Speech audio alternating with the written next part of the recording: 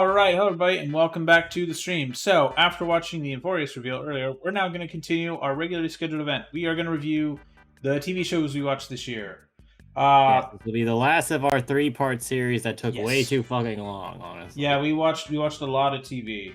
We always just kind of talk about it a lot. But the stuff we've got includes Ace Attorney, The Apothecary Diaries, Arcane Season 1 specifically, because we haven't watched Season 2 yet. We're planning to watch that in the next couple of weeks, probably. Avatar: The Last Airbender on Netflix, Batman the Animated Series, the first 20 episodes. Hi, Growl's face. Cells at Work. Season 1. Yeah, Season 1 specifically. Yeah, Clone Wars Season 5 and 6. Both seasons of Code Geass, Delicious in Dungeon, Digimon Tamers, Doctor Who Season 1 and 2 of the rebake. So we've got Christopher Eccleston's first season, and then we've got God damn it. Forget it. We have the season after that. So we got that. Ghost Stories. Girls Specifically the dub version. Yeah, the dub version. The dub of Ghost Stories. The English dub, where they just didn't give a shit. Girls on Panzer. Gundam Witch from Mercury Season 1. Gurren Lagann. I think that was both seasons, basically. Yes. I Parry Everything. Karno Kyokai. Life on Our Planet, The Melancholy of Haruhi Suzumiya, plus the disappearance of Haruhi Suzumiya, No-Katan, Persona 4 Golden, Reborn as a Vending Machine, Secret Level, this first season of SpongeBob, first season of The Boys, The Last Dance, Wednesday Season 1, Yu-Gi-Oh! 5D's second season, Yu-Gi-Oh! V-Reigns, and Zombieland Saga. We watched, I believe, were there 2 seasons or was it 1 season?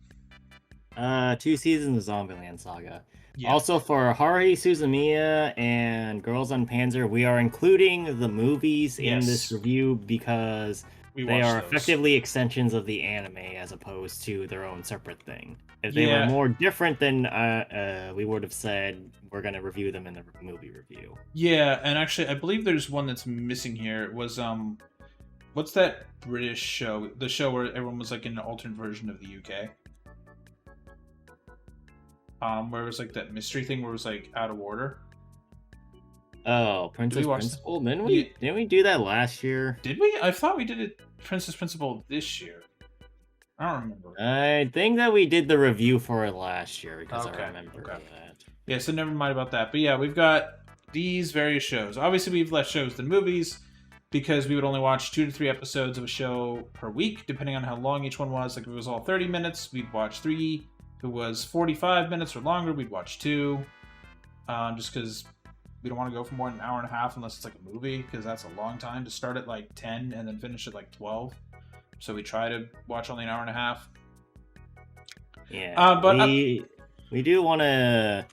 I guess it's a thing that we do on the side. Yeah, so we do it as a group with our friends offline.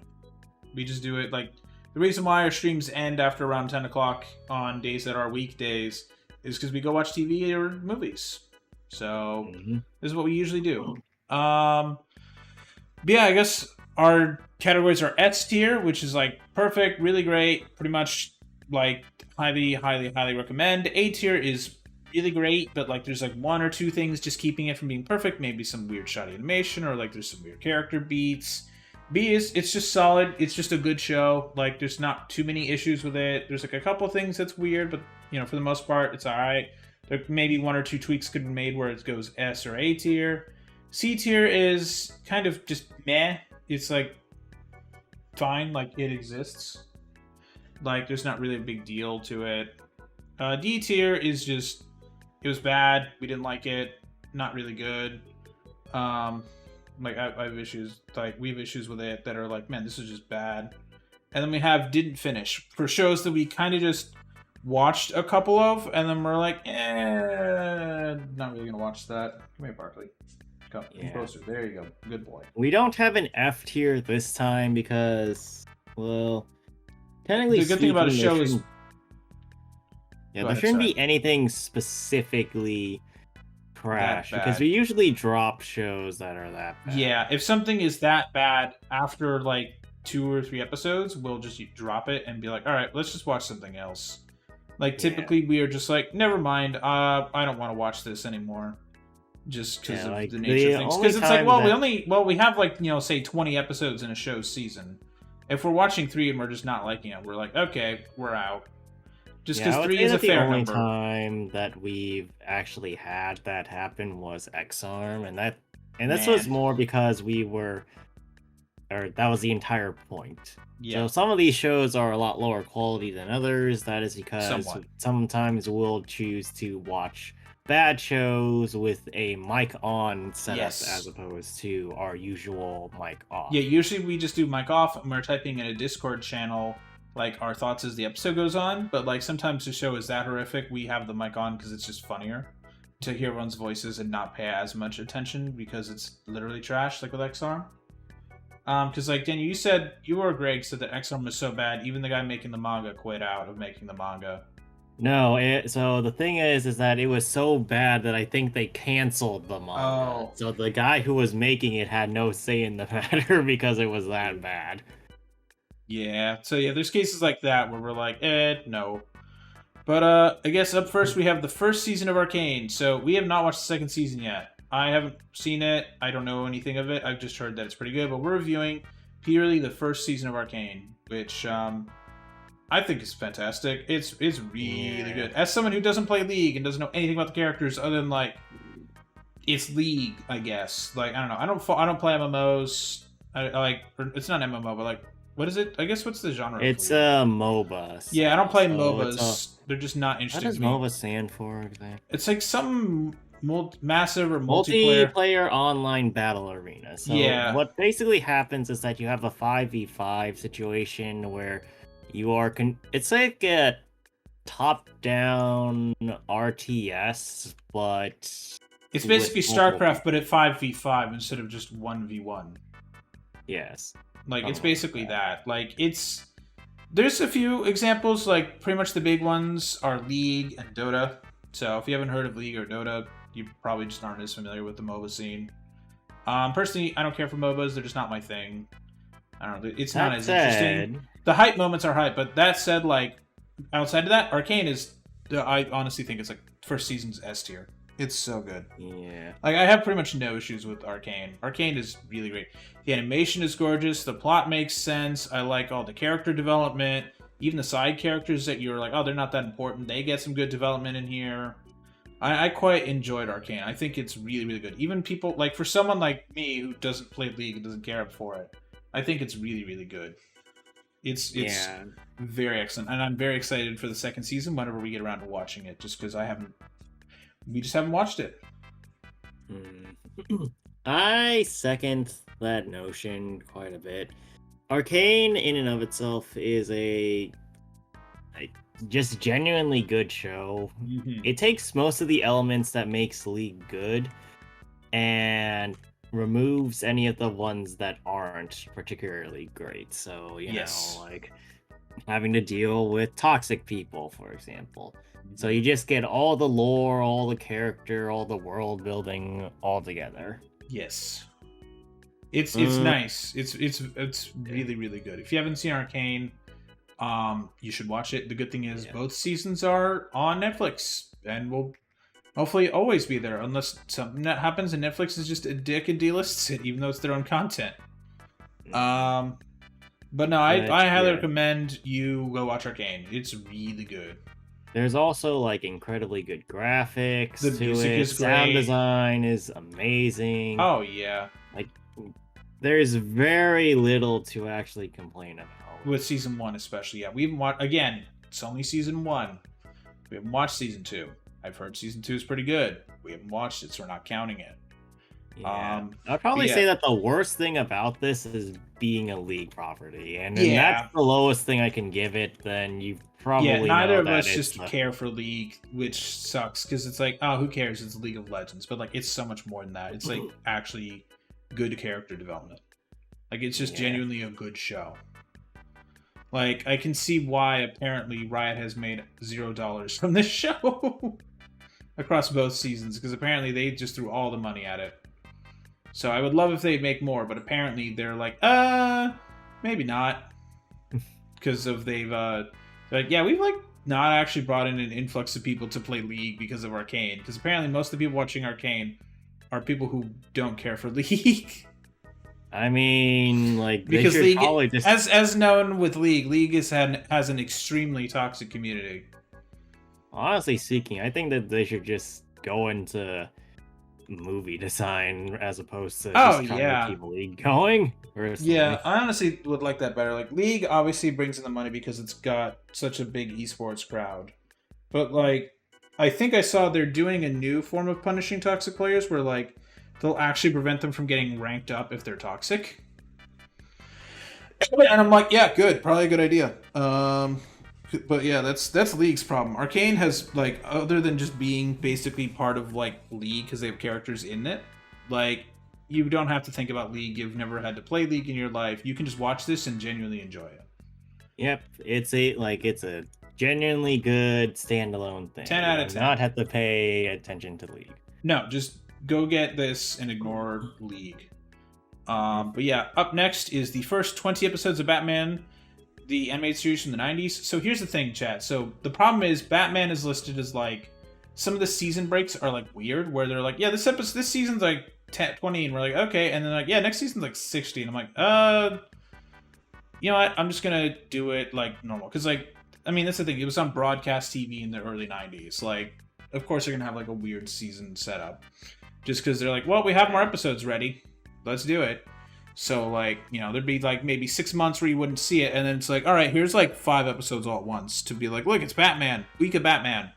So we just decided to do, well, I just decided to show them the first 20 just as a good, like, break, because 20 episodes is pretty much how long most shows are, like, especially back then. They're, like, between, like, 15 to, like, 20-something episodes. Like, once you get to 20, you're like, all right, I get the deal with season 1. Like, so we just called it there, like, a 2-parter. We're like, yep, that's a good stopping point.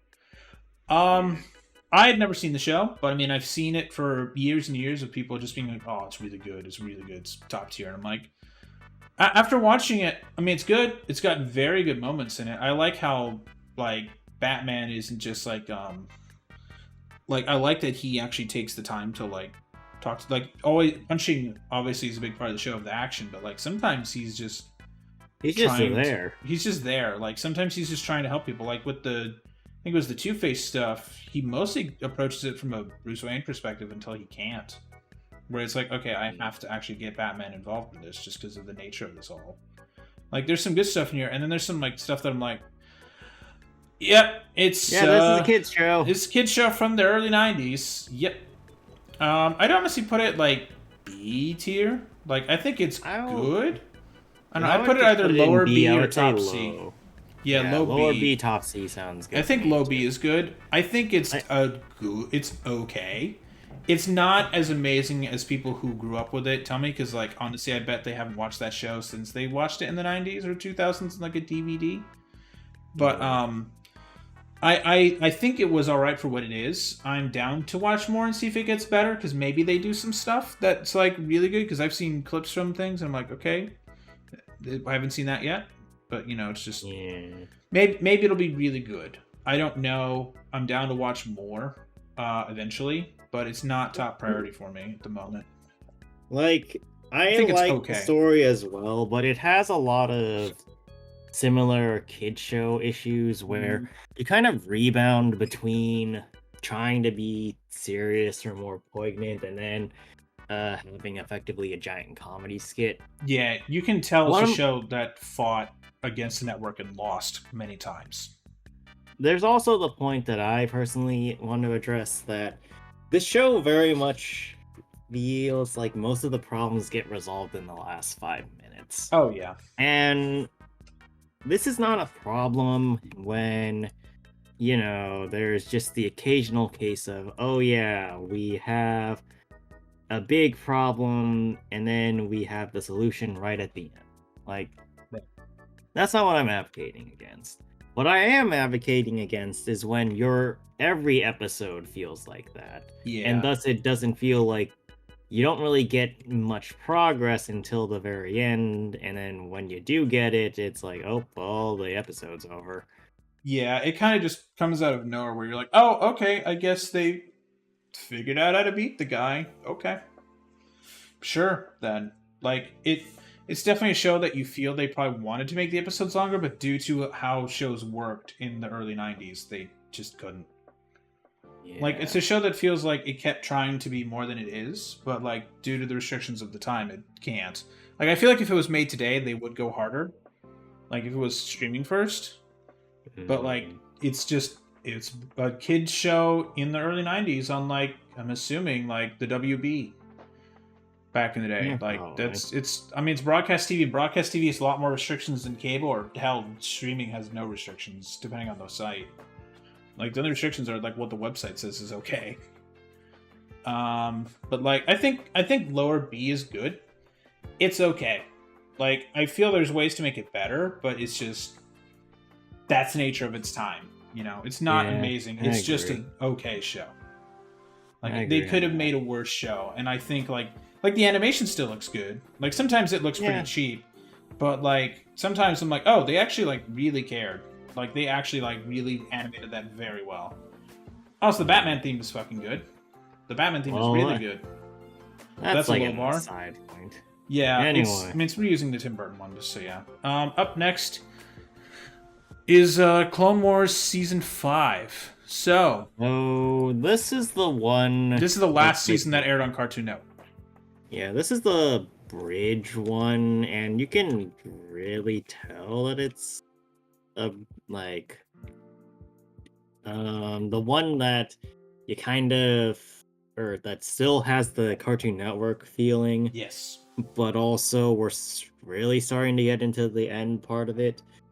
There were some really good arcs in that one, like the what was it? The one with the Sith or Darth Maul on Mandalore. Yeah. And the, like, Ahsoka parts. And then that was all. There's also the one with... is it this season where they go to that planet where it's like, I'm the dark side, I am the light side, I am the one that keeps balance? And it's like, is that this season or season 4? That one was season 4, I think. Yeah, that one... okay. Never mind. But this was the one that had, like, the planet that... seem to have, or just like loop endlessly with the droids all going out and doing their thing. Like, it has some genuinely fun moments, and there's also the usual issue of we're just kind of exploring without any rhyme or reason. Though I will note, at least this season, we're starting to get more not just humor and stuff, but stuff is all starting to make points. Even the more humorous stuff or more kid-focused stuff is still becoming more serious. And yeah, you can tell they're getting to a point. Yeah. And the stuff we're trying to make points towards is starting to ramp up with that. That said, I will say that this is maybe, or like season 5 specifically, I would say I'd say like middle of C, maybe slightly getting higher. I'd say mid C is fine. There's some good stuff, but there's some stuff you're like, okay. All right. Like I'd say it's like just okay. And then we have season 6. Now, season 6 is where we're starting to get really fucking good. But the problem with season 6 specifically is that you got a really good opener and a decently good closure. And then the middle is kind of, what? Why is this here? Yeah. Like the Jar Jar Binks focused one especially, I feel, is just kind of... yeah, Jar Jar, man. It's not even like about Jar Jar being the problem in this case. It's more like, why did we have this in the first place? Yeah. I like, if you would even just had regular old Jedi doing this. So just, I don't know, Anakin or Obi-Wan just screwing around, doing their stuff. I would have probably said the same thing. So it's not Jar Jar's fault that this arc sucks. Which is hilarious. That particular arc sucks. Like, there's just a lot of kind of big nothing happening in those two. But then, like, that's what I think drags down the season a lot. Because, like I said, the part with Fives, I don't even need to say why that's so really good. Oh, yeah. And then you have the Yoda part where he's actually trying to understand the depths of the Force and wait, what's going on here?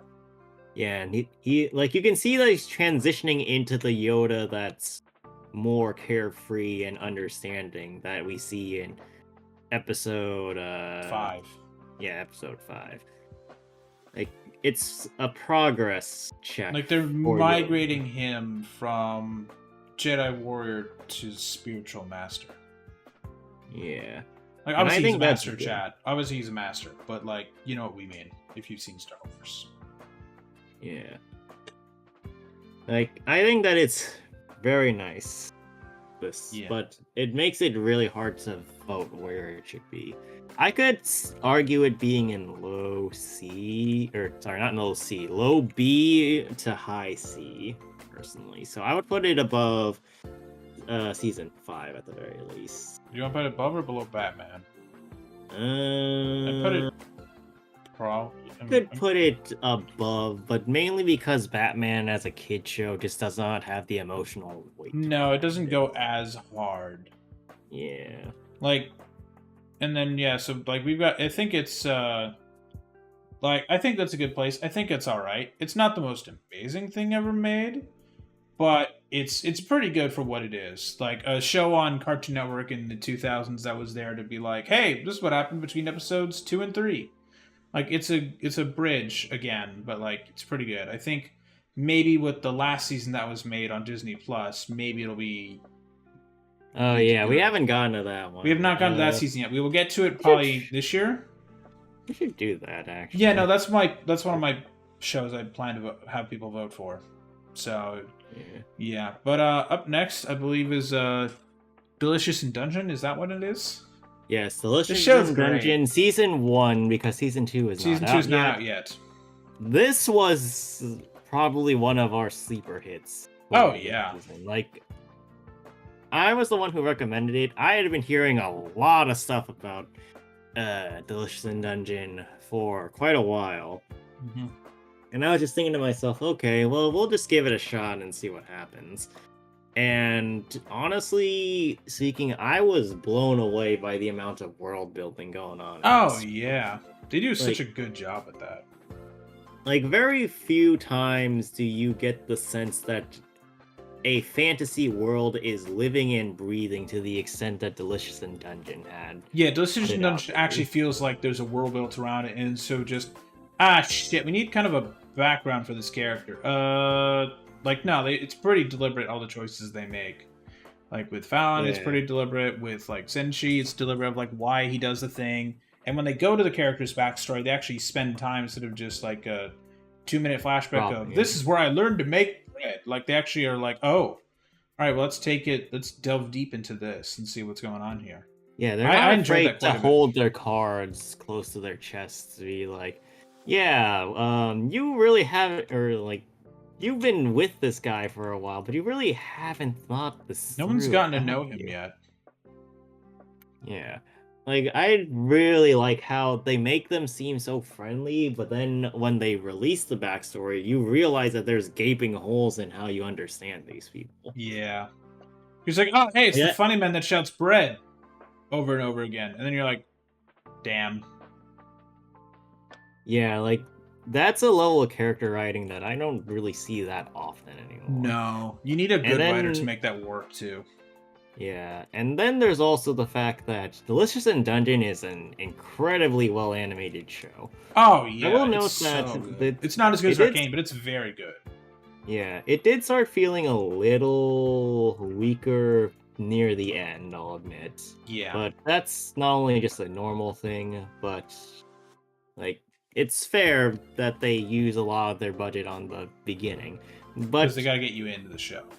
Yeah, with that said, unlike other shows that we've watched, and other shows in anime that I've specifically watched, the animation quality does not dip below a point that I would say that it is any less than great.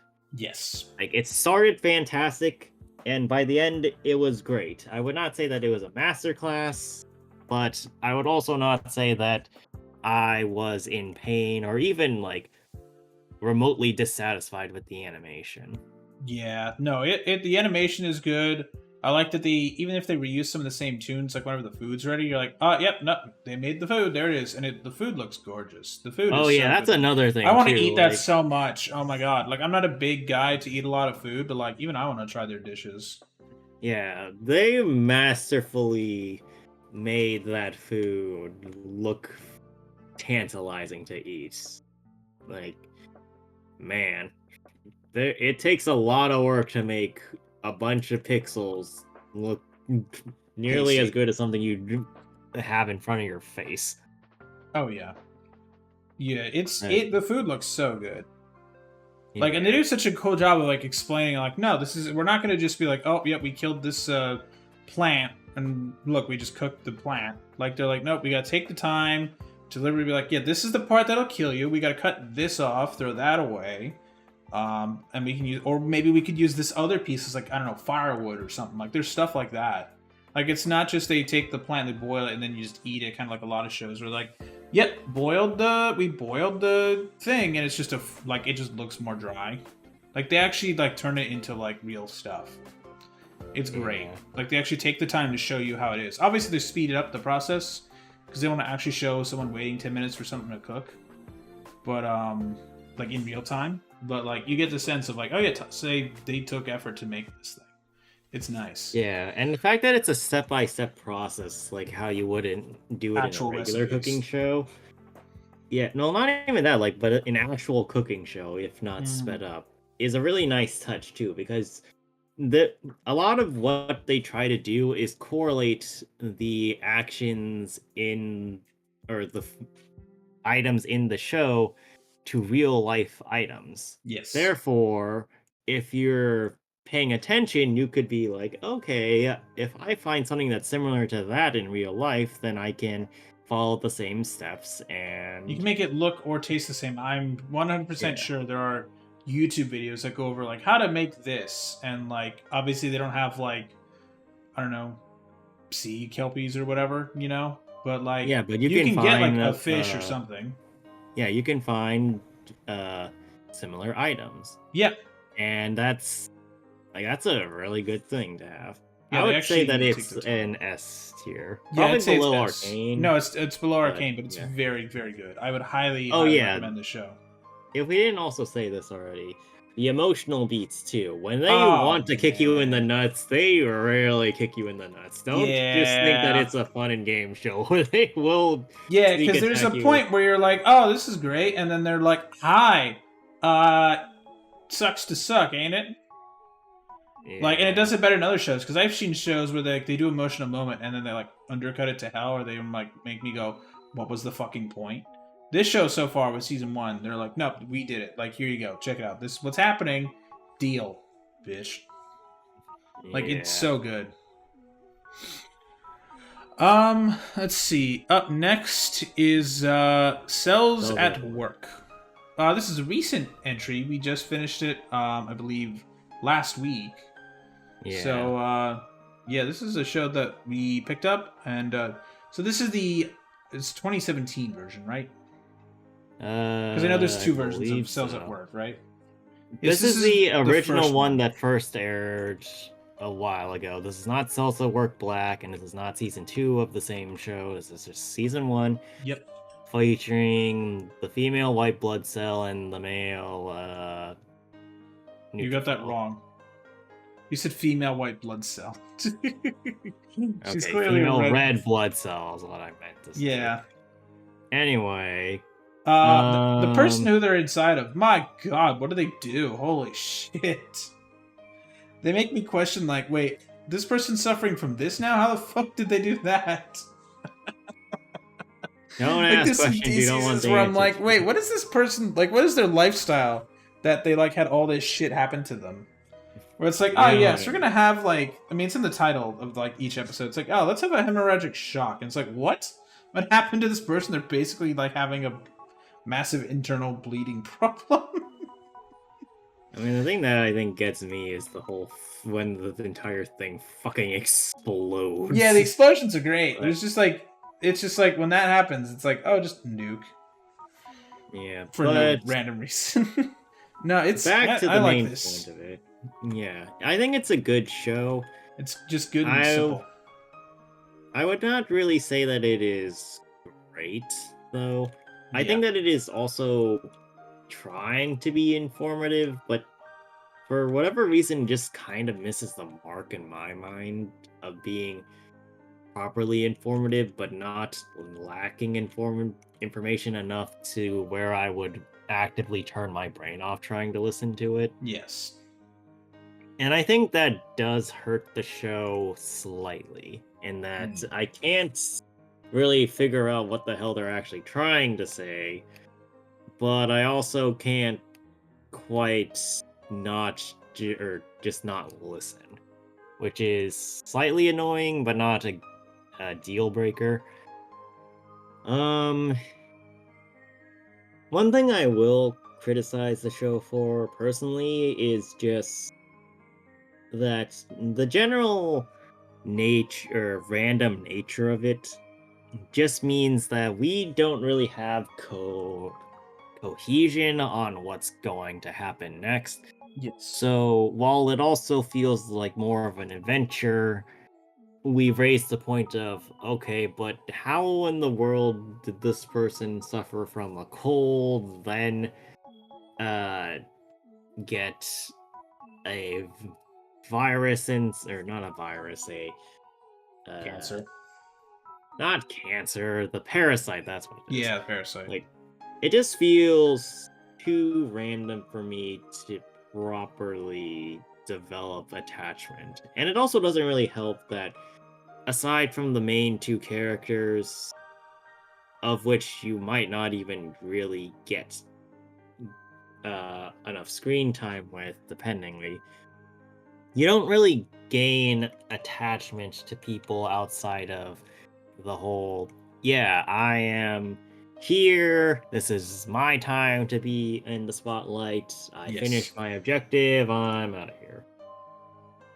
Like, it's very touch and go with who's around and who's not. Yeah, there's some episodes where they're like, okay, we're going to focus on this group today.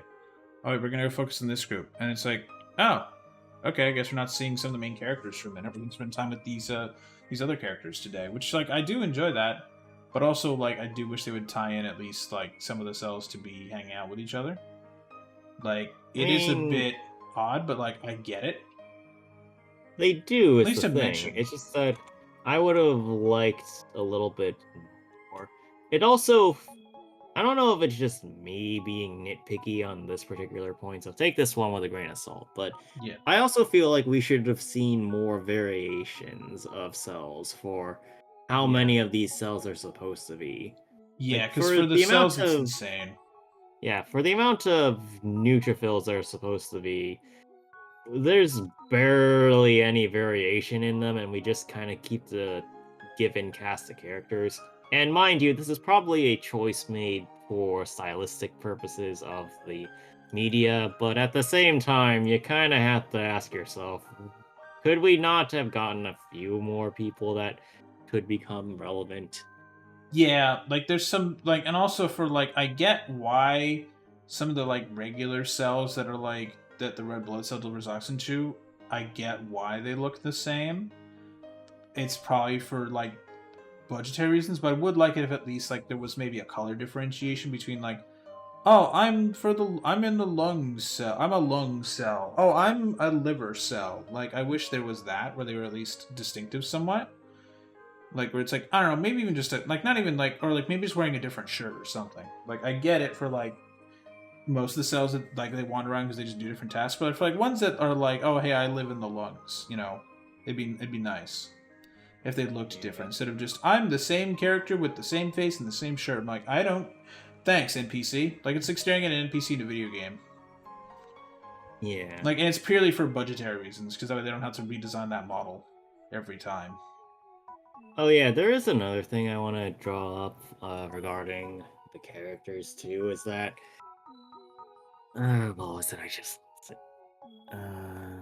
is that they don't really change that much, other than like a few. No. Oh yeah, that's what it was. It was the fact that we have characterization in the first place makes it feel like each cell has their own moral sets or whatever, and they're trying to just live in this society with the other cells.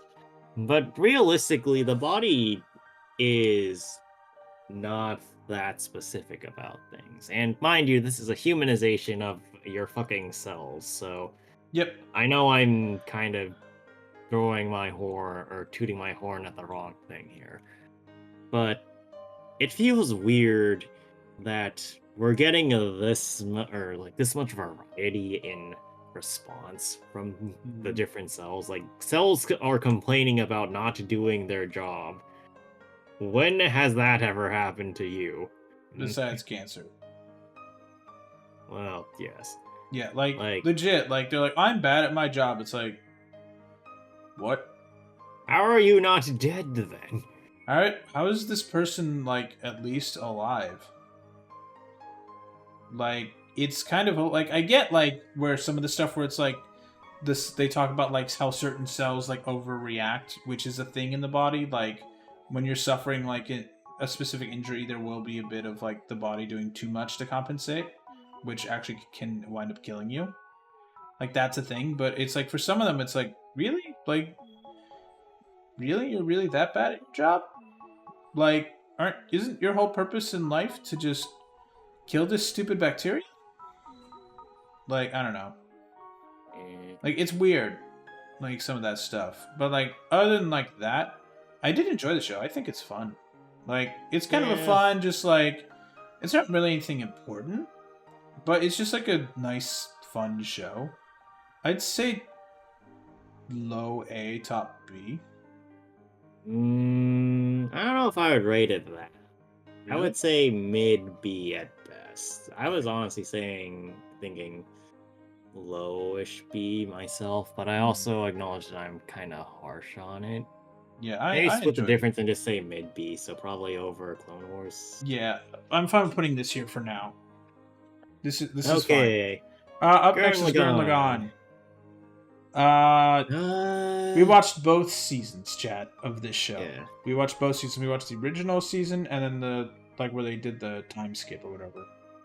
Yeah. Like, here's my problem with Gurren Lagann. And this is a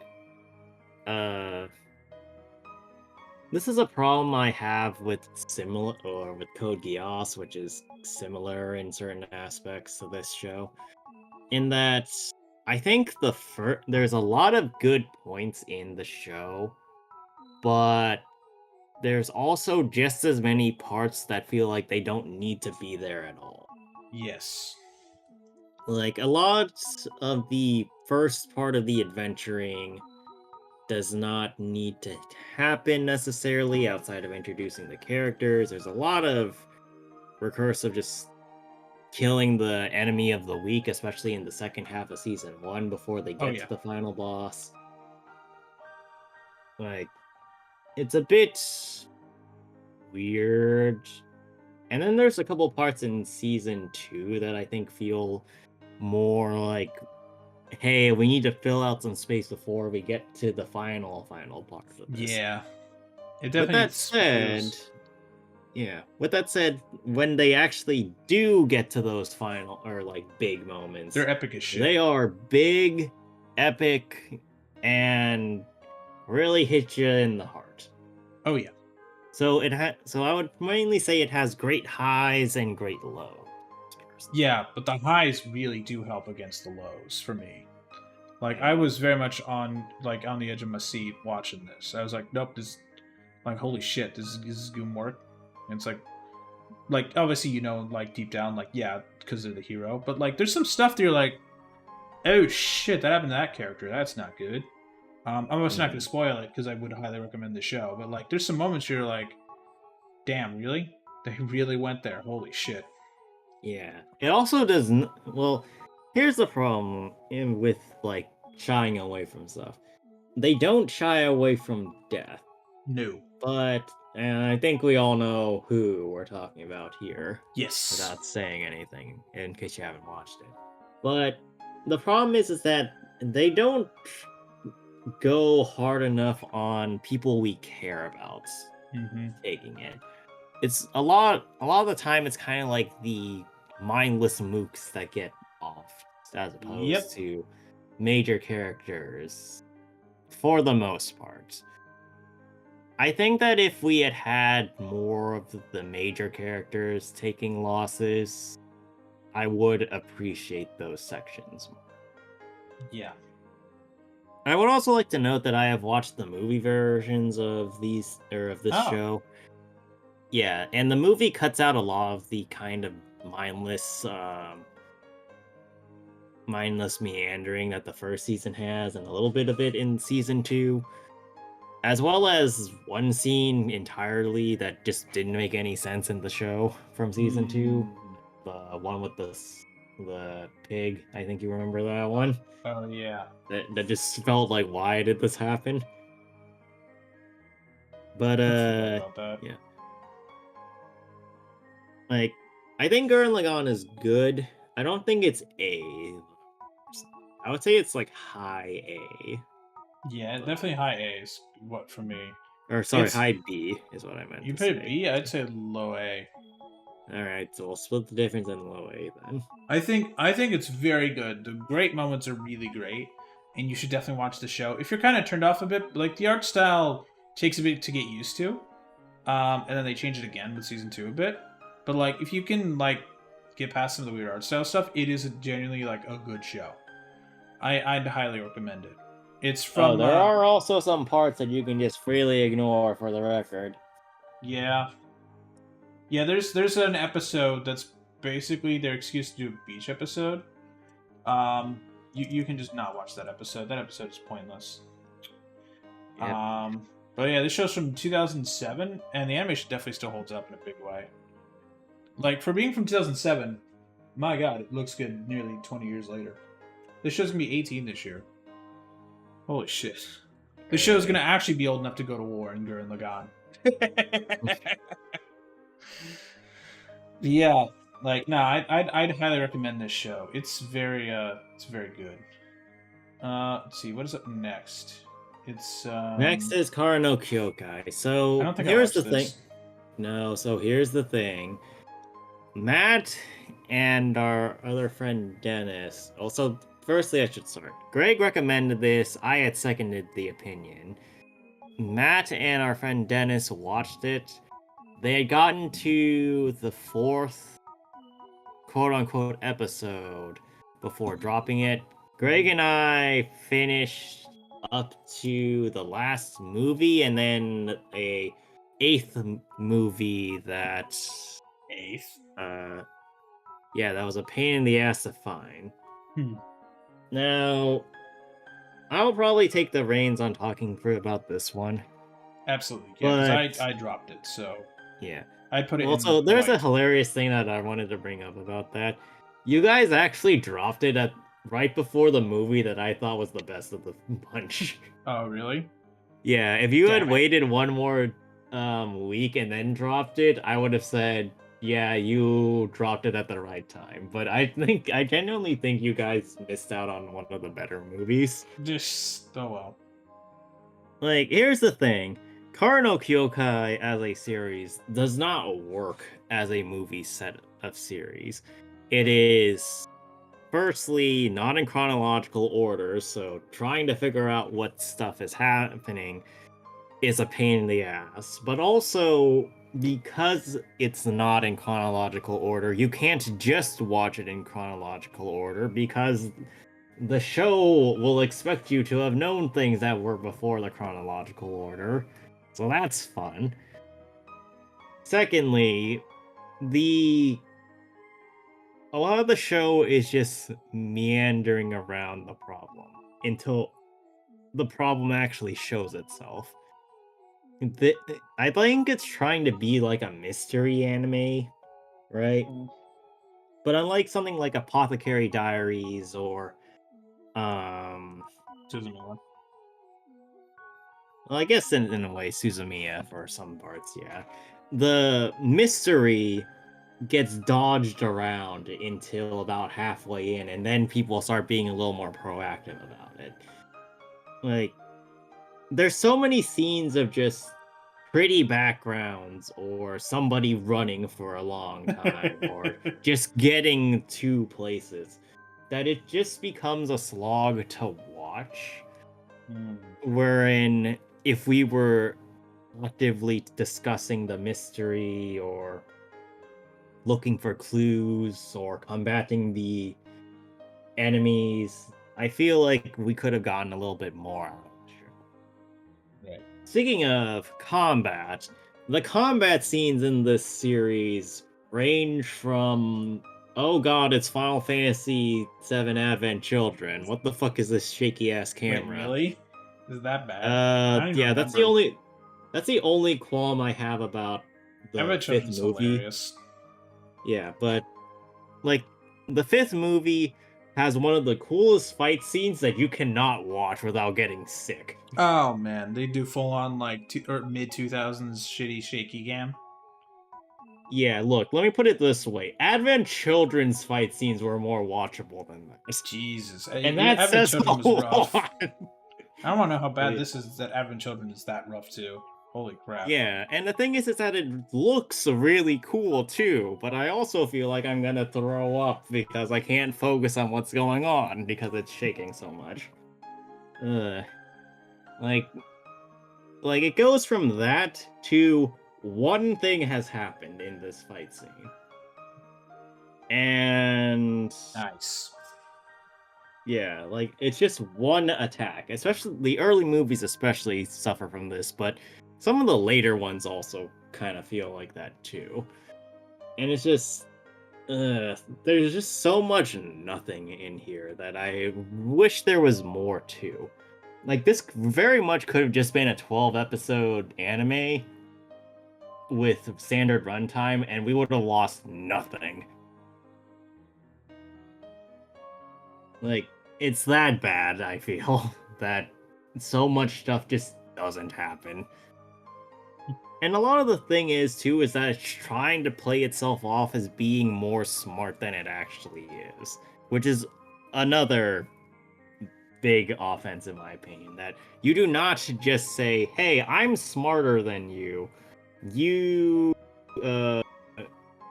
follow along because you're... like, you don't understand this, right? Like, no, that's not how this works. You don't just get to assume that we're stupid and try and make us look dumber by being slightly more coy about your language. No, that's not how we be idiots here. We'll be idiots on by our own, thank you. Like, it just tries to make you feel dumb, wherein it's not very smart itself, and I don't like that. Right. Like, my opinion on each movie varies drastically from each other, but overall, I would probably say mid to low C, personally. I do understand why it's so significant, and, Ufotable, for one of their first major works, did a fantastic job for what they were given. But you can very much tell that whoever was doing the storyboarding and stuff did not know what they were doing yet.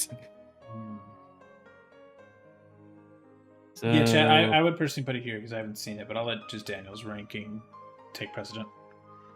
I just got sick of it. I'm like, I don't know, I give up. Like, that was my opinion. I'm like, I'm done.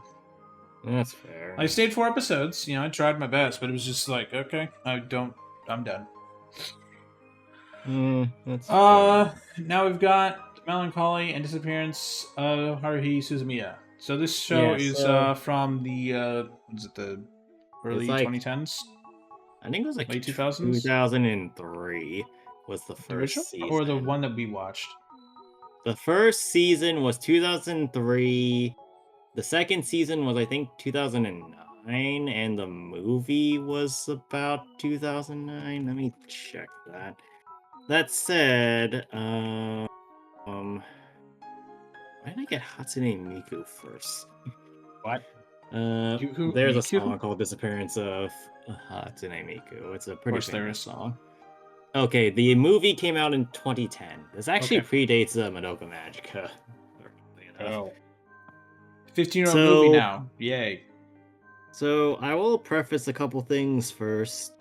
We watched this in, I think, chronological order, not release order. Yes. So that these guys wouldn't have to suffer through trying to figure out the chronology of stuff and just keep everything consistent. We also did not watch the full Endless 8 because I'm not an asshole and I want these people to enjoy what they're watching. We did watch a full week of just Endless 8 episodes, though. So, there's a little bit of positivity there. But, I like Haruhi Suzumiya. My problem with the anime specifically, though, is that it only covers the parts that I would kind of say, or that I would say are mostly boring. You get the opening part, which has a lot of intrigue on all these various factions and whatnot. Then it becomes just boring for like 2 episodes. Then you get time travel. Then it goes back to just boring-ish, mundane stuff. Yeah. Then you get, I think, the Island Mystery. Then I think there's another bit of boring stuff. Then you get the Endless 8, which is extremely boring, depending on how you look at it. And then there's the movie, which you could argue is kind of not boring, but also has probably the worst parts of Haruhi being Haruhi in it. And then you have the Culture Festival, and then you have the movie. More than half of this I would consider just standardly boring without any notes, like notable parts within it. And I think that's not great in the long run. It does have good moments, but the only great moment I would say is the movie. And the movie is also 3 hours too. There's a lot of stuff that could have been cut, though in saying that you do lose a fair amount of information there too. So it's a kind of a hard say what to cut aside from the Endless 8 because we did not need fucking 8 episodes of that, people. But I really wish that we had gotten more of the later parts of the anime or the light novel, because even so much as the season after Disappearance starts having more of the supernatural stuff being applied, from what I understand. Yeah, so that stuff I was like, okay, I guess that's happening. I was like, well, I'm kind of just along for the ride. Like, wait, what's going? Wait, what? The alien? What the fuck is the future person? Like, what the fuck? Like, it's so weird. And then she's just somehow fucking oblivious to it. Like, I'm like, wait, how are you this oblivious to all this shit going on that everyone around you is like, oh, she's important? Like, you know, like, it's weird.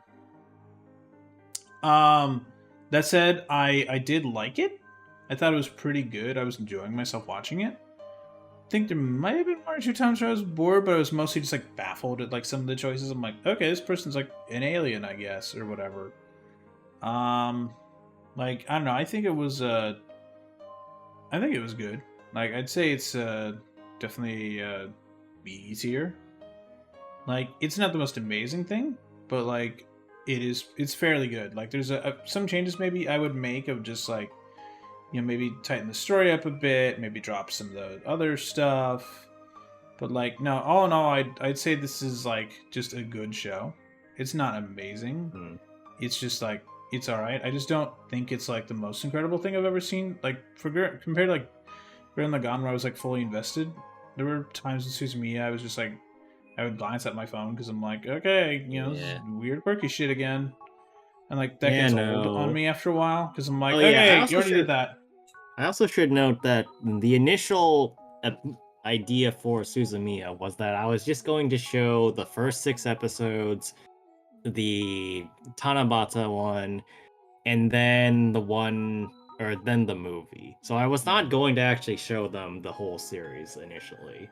So, yeah, I mean, yeah, I think it's all right. It's just like, I think it's very mid. I would honestly say low B personally. Yeah, low B. The movie I would say is probably high B, bordering on A, but the series in and of itself only deserves like, I would actually say the series in and of itself is about a C, but total together I'd say like B minus. So probably very end of B. Yeah. It's all right. Like, it's not the worst thing. It's just, it's okay. Like, I can see how it definitely had influence on like a lot of anime like later, because it's like, oh hey, these are fun characters. They're doing weird, quirky shit, and that seems to have been popular for a while in anime. Obviously, that trend's come and goes. That's dying out now, but you know, people like this kind of stuff. Occasionally. Yeah, I mean, it depends on what the plot is. Like, if it's a compelling show and it's got the goofy stuff, it's fine. If it's not compelling, people are obviously gonna opt out, and it's gonna not get renewed and get canceled. But like, I don't know. I can see how people do like it. Up next is SpongeBob SquarePants Season 1 from 1999. This show is over 25 years old. You know what's funny in 24? 25. That's not even in this season, but I'm just going to take that meme out. It's been going on Instagram all day. But no, like, I think it still holds up for me. It's still really good. Like, all the episodes like are really, really good still. Like, I loved SpongeBob as a kid, and this is the good era. Like, oh man, I've seen some stuff recently, and boy, that has fallen. Jesus. Yeah, I agree that this season was very good in general. Like, yeah, like it started. Some of the jokes are a little dated, but yeah, you can still tell where they're coming from with it. Yeah. Yeah. And it still holds up for the most part. Yeah, like in here you've got classics. You got Help Wanted, which is the first one, which has that big song at the end. You've got Teeth Treat 'em with Sandy. You got Bubble Stand, where you got the Bring It Around Town is from. You got the Ripped Pants on the beach. You got them going jellyfishing. You get the introduction of Plankton here. You get SpongeBob and Patrick acting like Squidward. You have SpongeBob just sucking at boating school, like, which is hilarious. Pizza Delivery, which is a lot of people's favorite all-time episode. It's definitely one of mine. Is good. Like, it's just like Merman Barnacle Boy. You've got the whole episode with the pickles, where he like has to deal with the fact that he thinks he's not good enough. Jellyfish Jam, which has good music. I like it a lot. Sandy's Rocket is just fucking funny. The boots. I mean, the squeaky boots are annoying, but that's also the point. But I feel like that episode probably made my parents really fucking hate the show because it's annoying. Mm-hmm. But I mean, you know, you got fun. You got F's for friends who like, you got all that like in there. Like season 1 has some good shit. It's got Employee of the Month where Squidward actually for once like gives a shit that he wants to win Employee of the Month because he just wants to beat SpongeBob because he wants to beat SpongeBob. Like that shit's hilarious. That like, oh shit, here you go. Like you've got some good. Be careful what you wish for. Buddy. Yeah, and you got classic Halloween episodes of like Scaredy Pants where SpongeBob tries to be a scary ghost or whatever. You got I Was Teenage Gary where Gary, you know, they turn into everything. Like that goes on. SB129 is a god tier. Suds is hilarious. Valentine's Day is okay. It's not my favorite of season 1. It's all right. You've got Arg, which is them trying to do the Flying Dutchman hunt. Rock Bottom, which is a classic. Texas is a classic. Walking Small is good because it shows SpongeBob like, you know, Plankton tries to trick him into being an asshole, and SpongeBob's like, no, being an asshole sucks. No, being an asshole sucks. You got Fools in April, which is making Squidward feel bad that he's bullying SpongeBob too hard. You got the Neptune Spatula where he has to show Neptune, nah, you're making your patties wrong, dude. You're not doing good. Like, and you got the hooks with Hooky, and it ends with Merman and Barnacle Boy too. Like, I don't know. It's like it's such a classic like season. Like every episode in there is a hit. Even like the Valentine's episode, which is weak, it's still good. Like, it's not annoying. It's like just it's a good episode and doesn't drag the series down that much. I'd definitely say it's like I don't know if it's my favorite season because I haven't watched season 2 yet, but I mean like it is a classic. It still holds up very well. The animation still looks good, especially the hand drawn stuff. I think in especially episode 1, that still looks good for being completely hand drawn. I don't think there was any computer help. I don't remember exactly when they started using computers, but it might have been after the pilot. But like, no, I'd say it's still really, really good. Like, I don't know. What do you think, Daniel? I agree that it's pretty good still. Like, mainly the only thing I would say is, like, as I said before, the whole thing about the jokes just being kind of outdated, but that is not a slight against the show. Yeah, they've also been beaten to the ground through social media. Well, there's that too, yes. Like, so that's not our fault. That's not the fault of the show. Like, as a kid, I thought they were funny. I still think they're pretty funny now. Even the lame jokes now, I'm like, that was funny, I guess. You know? Yeah. Like, you still get a chuckle out of them. Mm-hmm. But, I mean, where do you want to put it? Like, A tier, I think? If we're doing A, I would say low A. Still, like, this is a show that is all here. Do not think that it should go higher than it. Yeah, no, A is good. Like, it's very much like for the humor. It's not obviously trying to tell a coherent story or anything. The point of it is to make kids have fun watching it. And it does a good job and doesn't gross you the fuck out like later seasons. Like, I've seen some episodes where I'm like, what is happening here? Like, what is this nonsense? Like, it's just like, ugh. But like, this still holds up for the most part. Like, oh man, it's good. Like, the is this Band Geeks or is Band Geeks season 2? I think Band Geeks. I think Band Geeks is the next season. Yeah, I think season 2 is better, but like, no, the yeah. So I think A tier is perfect for season 1. It's very good. It's not perfect, but it's very, very good. Up next is Yu-Gi-Oh! 5Ds. I guess that'd be season 2. Yeah, so you didn't watch this. No, I just didn't watch over Yu-Gi-Oh! Yeah, so it was not that great. That's what I was figuring. Like, here's the thing about like the first season of 5Ds. For all that it wasn't great, it was at least fast enough about what it was doing. Yeah, it had energy to it. Yeah, it had an energy to it that explained to you what was going on, what we were trying to do, and how we were going about doing it. This one kind of took that and started meandering about, yeah, like, we have all these cool things now. There's an actual evil cult now that's apparently stealing the souls of people. What? Yeah, it starts getting weird. It gets worse. There's time travel in the next one, but that's weird. Yeah. So my problem with it though is that everything is slow for, ironically enough, for the fast-paced Yu-Gi-Oh! 5Ds. There's a lot more ground duels that just kind of exist in the ground duel state. We're just kind of putting cards down very slowly, one at a time.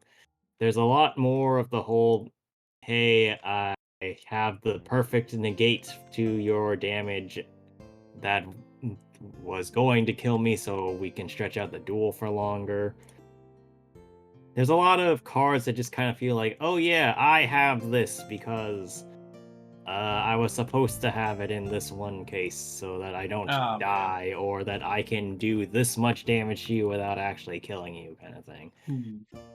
It's just very much, it's kind of like copping out, if that makes sense. That so much of it just feels like we didn't need this to be this specifically like this. It could have been faster paced. Duels could have had more cards being used. I don't know. Oh yeah, also characterization for a lot of the new characters was weak, but I did really like what they did with Jack, because they basically gave him a love interest that then turns to the to the dark side. And he has to like figure out whether or not he wants to, or like what kind of person he wants to be that's not just like the person that he was the last season, because he's decided to forego that because he lost, and what do I have pride in now? And he comes to realize that, hey, I should have pride in being myself and being a friend of Yusei's as opposed to being the asshole that I was before. I think Jack is the star of the show this season, which sucks because I heard that he gets character neutered in the next one. Well, that's great. Anyway, I put it at like low C at best, mid D at worst. I'm down for putting ND if you're okay with that. Sure. The D in Yu-Gi-Oh! 5D stands for its rating. Stands for definitely not good. Okay, next up. V-Rains. Oh god. What do I say about V-Rains? Yu-Gi-Oh! I don't like Yu-Gi-Oh! Okay, the problem with V-Rains is that it has the same kind of issues as 5Ds does, but you add in the fact that the protagonist doesn't feel like he has a chance of losing. Yeah. Like, here's the problem. When you make a mechanic for your protagonist that literally says that I need to be weaker to use this power, and he continuously uses it without any kind of repercussion. Yeah, that just means that him losing doesn't actually mean anything. That just means that he's just waiting for his moment to pull a card literally out of his ass. Yeah, like the whole point where it's like, go into the data storm. No one's ever done that, and then every episode he fucking does it. And it's like, okay, why? Like, it'd be like he doesn't lose. Like, it's boring that he doesn't lose because, like, you know, like that's the point. You're supposed to root for the character, and in this one, he's like too OP, honestly. Yeah. Like, it's boring to have characters that just win and win and win. You need to have them struggle and fight. And, like, maybe have him lose and he has to go do something to, like, get it back. Or he has to, you know, figure out, like, I don't know, man. There's some way to improve it. To bring it back to 5Ds for a second, Yusei actually loses a duel in season 2, and he doesn't spend that long dueling on it in the grand scheme of things, but he has to kind of wrestle with the fact that his friend is literally trying to kill him, is an evil dude, and he nearly died having a duel. Yeah. And he gets over it relatively quickly, sure, but there is the moment of, what the fuck do I do about this now? I don't want to die, but I also don't want everybody else to die, and he has to grapple with that fact. This one, you don't even get that feeling. Like, the worst you get is that, oh no, the AI that we kind of forcibly recruited, like, a couple episodes, or at the start of the season is gone now. Oh no, I think I maybe grew an attachment to him. I can't tell because our protagonist doesn't really emote that much. Yeah. Like, ugh. Yeah, and like also the fact this show's from 2017, like it should be better than it is. For it should have learned from Yu-Gi-Oh's past anime mistakes. Honestly speaking, I feel like the longer Yu-Gi-Oh goes on, the more mistakes they make, so that's not good. Yeah, like, Chad, here's the thing. I don't give a shit at all about Yu-Gi-Oh! I think the card lore is more interesting than anything else, which is why I think it's nice that they're actually making a card show of just the lore. Yeah. They've given up and like, alright, finally, here's card lore. And it's like, yes, I care about this lore, it's actually cool. Because the show itself is lame as fuck. But, yeah, back to the show. Like, I don't know. I would put it lower than 5Ds, honestly. Yeah, definitely. It's not good. It's bad. Digimon. I don't like Digimon either. I'm going to put it in not target audience, honestly. Yeah, that one I feel more has the problem of us not being in the target audience. We're not 7. Yeah, than the other one. Like, I just can't get into Digimon. Like, we have a buddy, like, our buddy Dennis likes Digimon a lot, and, like, he likes the anime, but then, like, I don't know, I think it's mostly nostalgia that blinds him to the fact that it's not good. Like, it's just not a good show. Like, They've had potential, and then they do something to snuff it out, and it's like, why? Like, you don't need, like, look, you're making a good thing. You've got a good thing going here. The plot's working. The characters are working. And then they, again, do something to, like, undercut their own, like, world building. I'm like, it's like, it frustrates me more than anything else. Like, because Digimon has the potential to be as good as, like, other shows. Like, if they just stop doing some of the stupid shit they do. So, like, I don't know. But, like, it's clearly made for 7-year-olds. Like, even more than Pokemon, it's made for young children. Because these Pokemon, like, I can get into the Pokemon movies and enjoy them. I cannot get into Digimon at all. It's just for shittier Pokemon. And, like, I know that's a lot of people's, like, that's a hot take for some people because they like Digimon more. But, like, you gotta admit, Digimon is not as good as Pokemon. There's a reason Pokemon has lived this long. It's been going on for like, I mean, God, almost 30 years now. Like, I think the first one was, like, in either 96 or 98. I forget the Japanese release date. Like, there's a reason Pokemon is known worldwide and Digimon is still niche as fuck. It's because Digimon's just not as interesting as Pokemon. Like, they do a much worse job at marketing themselves. I don't know. I'm not 7, so I'm just gonna stop talking about it now because I'm just clearly not in the target demographic. I think even as a kid, I probably wouldn't have liked it. I like SpongeBob a lot, so I don't think I would have been into Digimon very much. Yeah, I would more say that we're just probably not the target for it more than anything. I wish it was better, but I'm not the target audience, so yeah, whatever. 7-year-olds go have fun. With that said, I don't think that you should devise a show specifically for your target audience because then you turn off people that might come in at a later time. Yeah, you go from Pixar to like the Minions, where like you go from like because like with Pixar movies, yeah, they're obviously for like kids because they're PG movies, but you can like my parents love them. My parents are 60, like they like Pixar stuff. Because it's made for everybody, even though it's primarily the audience is supposed to be kids, everyone likes those movies for the most part. Yeah. Especially in the golden era. It's like, I don't know. They pencil themselves in too hard, so. Oh well. Up next is the big meme of last summer. Nokatan. Oh boy, I disliked Nokatan. Nokatan is fucking stupid. It is exactly what it's trying to be. It makes no fucking sense. The plot is stupid. And it's just stupid in general. If you're looking for something to turn your brain off and laugh at, then I'd say that it's a great show for that. If you're looking for literally anything else throughout the show, though, actual plot, just taking anything seriously for more than 5 minutes, you need to go somewhere else. Yeah, no, this is not a show you watch to like get really attached to the characters, the plot of the world building. Like the game, like the show will happily undercut its own world building. Like 2 seconds after it's like, this is my backstory, and it's like, actually no, never mind. Like it does not give a shit about anything. The show is stupid, and it knows it's stupid. Yeah, so you like at least they lean into the stupidity. Like they know that it's stupid. I appreciate that. Like the fact there's just memes. There's like a whole fucking Smash intro for like the characters for a scene. Like, the show knows that it's stupid. I appreciate the fact the writers know that it's stupid. Yeah.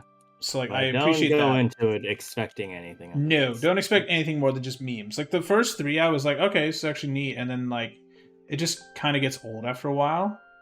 Yeah. Where you're like, okay, yep, Nokotan's being fucking idiot again. Yep, there goes the deer. Doing her thing. You know? So, I don't know. I think actually, like, the funny thing is if you had good writers, you could probably make this actually, like, really good, but... Oh, yeah, no, you can definitely make it good. It's just that... The point is to be I think stupid. it's like Four Coma style, where nothing gets taken seriously, and we just throw jokes until they stick. Yeah, and then some of the jokes do not stick. By the end, you're like... I know, I can see a lot of people dropping it after the first one, but, like, I can see a lot more people dropping it after halfway. They're like, I've had my fill. Because that's me with this show. I think this show's, like, bottom C. Yeah, bottom C sounds well. Because like it's like it knows what it is. At least like they don't take it they know not to take it seriously. They know that it's stupid. The writers do a good job of being stupid. It could have been worse. They could have been like taking themselves seriously and thinking that everybody's gonna love this, and then it just wasn't. Yeah, no. At least the writers know that it's stupid. Like the writers, like they have good writers who know how to make stupid shit. So clearly the writers know what they're doing. Like good job. Up next is Reborn as a Vending Machine. So this is another sleeper hit because like Daniel, you were the one who told us about the show, right? That it was like not that positively perceived. Well, so I didn't really hear anything about this show personally. I just heard of that it existed and kind of assumed that it would be ass because, well, I mean, it's a show about a sentient vending machine. Do you expect this to be good? And the short answer to that is apparently yes, you should have expected it to be good. Yeah, no, it's like actually good. Like that's the hilarious thing is it's like actually like a good show. It's not amazing. It's definitely made a lot cheaper than like some of these other shows, but like it's kind of to its benefit sometimes where you're like, oh, this is stupid, and it's like, yeah, but it's not stupid the way No-Katan is. It's stupid in the fact that it's like, no, this is actually like working. Like he, like, you know, as a vending machine, all he could say is vending machine phrases like, thanks, you're like coming by, basically. Like I don't know I forget the exact saying, but like whatever, but like, you know, he can only say stuff vending machine says, but he figures out a way to talk to them anyway about like, here's my opinion on this stuff. Like I like this show a lot. I think it's very good. I don't know if it's like amazing. Like it's clearly not made to be the best show, but it's very good, and I would definitely recommend it if you want just kind of a somewhat more lighthearted show that still does take itself seriously when it needs to. Because like there are some moments where you're like, oh damn. And also like the voice acting talent they have is like really good. Like for how the show is kind of like a lower tiered show, like in terms of like budget and stuff, like the voice actors clearly all give a shit. Like they're all having fun. Like they realize that it's like not the best, but they're like, hey, it's fun. And there's voice actors I recognize in here from like Star Rail or like other anime. Like there's some voice actors in here that like actually like you would have heard of when you like if you Googled them. You're like, oh, I remember them. They were this character and this other thing. Like, because I'm trying to remember who's in the show. Like there's one person that's like here that I'm like, oh shit, it's them. I'm trying to remember which character it was. It was like, I think the doctor in here? Or whatever she is, like Dr. Witch. The person they had to like rescue from, I think, being kidnapped or whatever. Oh yeah, that was the witch, I think. Yeah.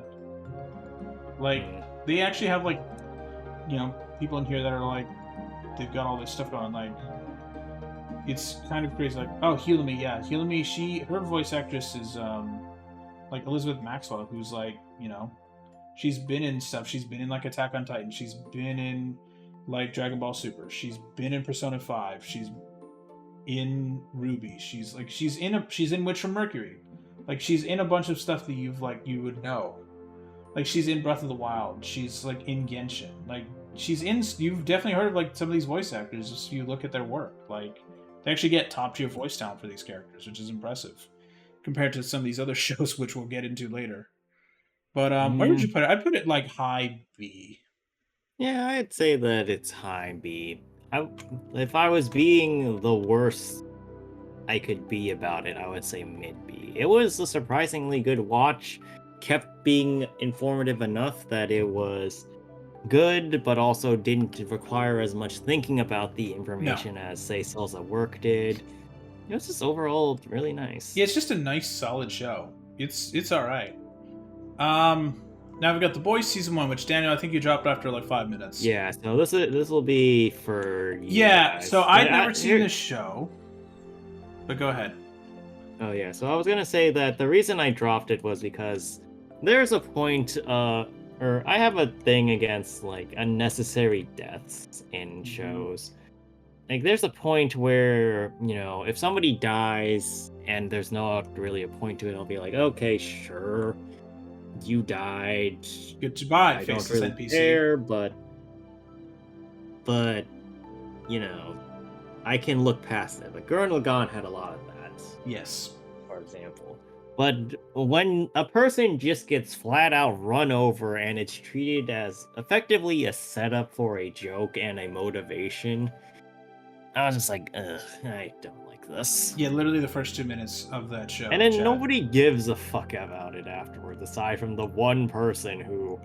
Yeah, literally only the main guy's like, this, what the fuck? And everyone else is like, well, they died. Sucks to suck that the hero happened to be running this direction. Like, yeah, it's unfortunate. He just happened to be running here and just turned her into a puddle of blood. Oh well. Her life was snuffed out. That's how it works. There's nothing you can do about it. It's like, Yeah, I think if that was the case, that would be a problem. You know?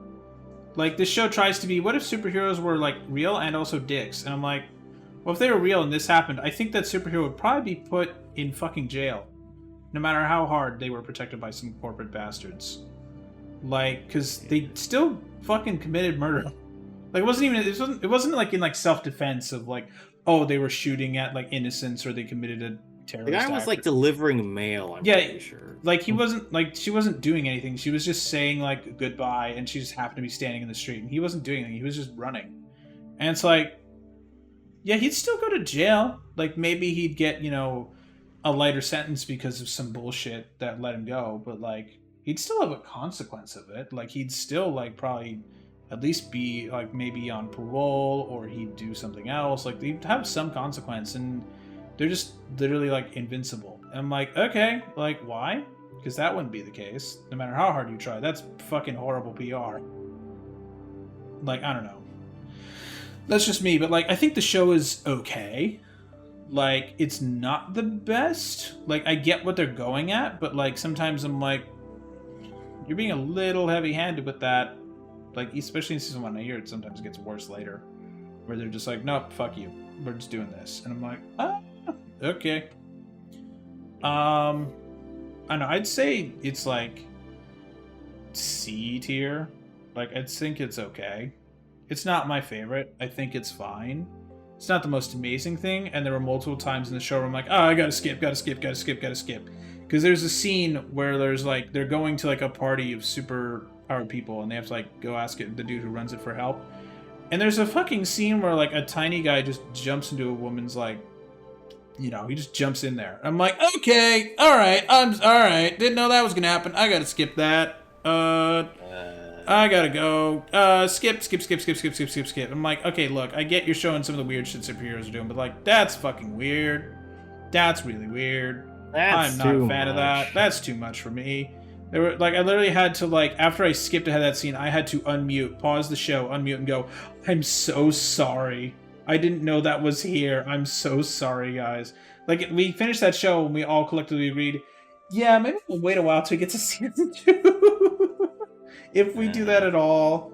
Because it's just like, the plot itself is like interesting, where it's like you fight against corporate superhero bullshit. But like, there's so much shit that like undercuts it. I'm like, you don't need to go that hard with like some of the weird shit and the violence.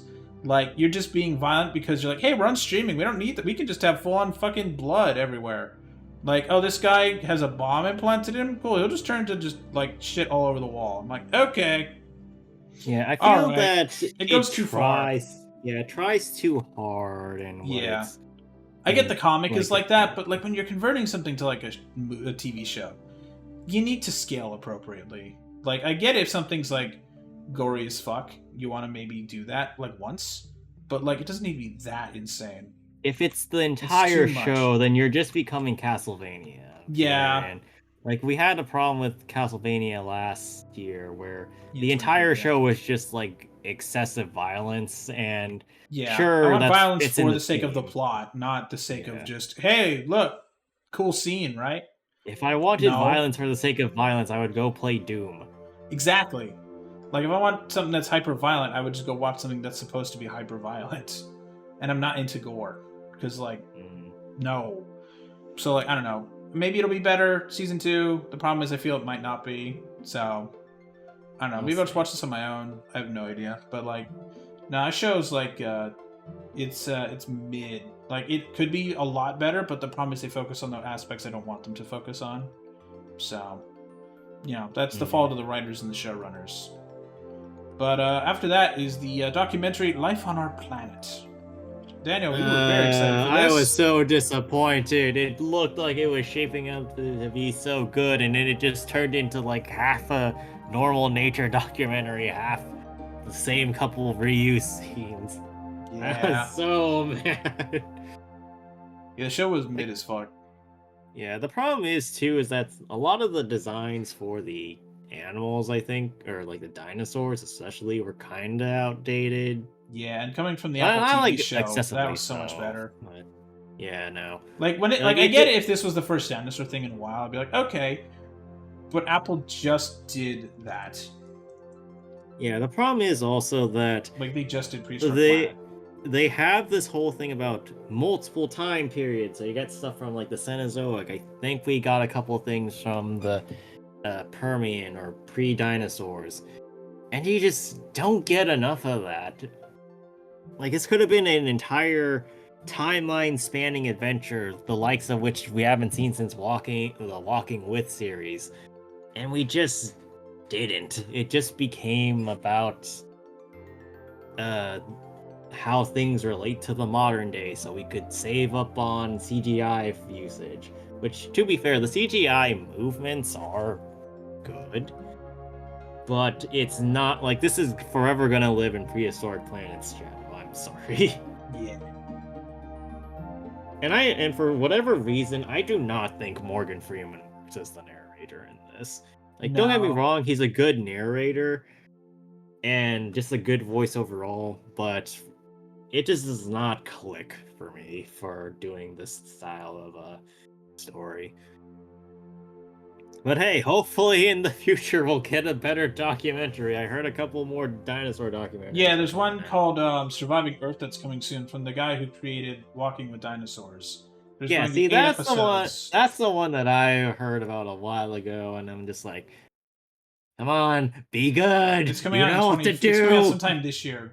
And then for Prehistoric Planet, apparently the reason why there's no new episodes yet is because Apple originally ordered 10 episodes, but they decided to split it into 2 seasons, so they could be like, is this working? Okay, so that actually explains why they have so many of the same thing, if that's the case. Yeah, they filmed a lot of the footage at the same time, so maybe the next one will be better. But like, where would you put this? Would you put this in like C again? I would probably say high C, or mid to high C, I think. I don't think it was particularly good, but it wasn't offensive. No, it was just okay.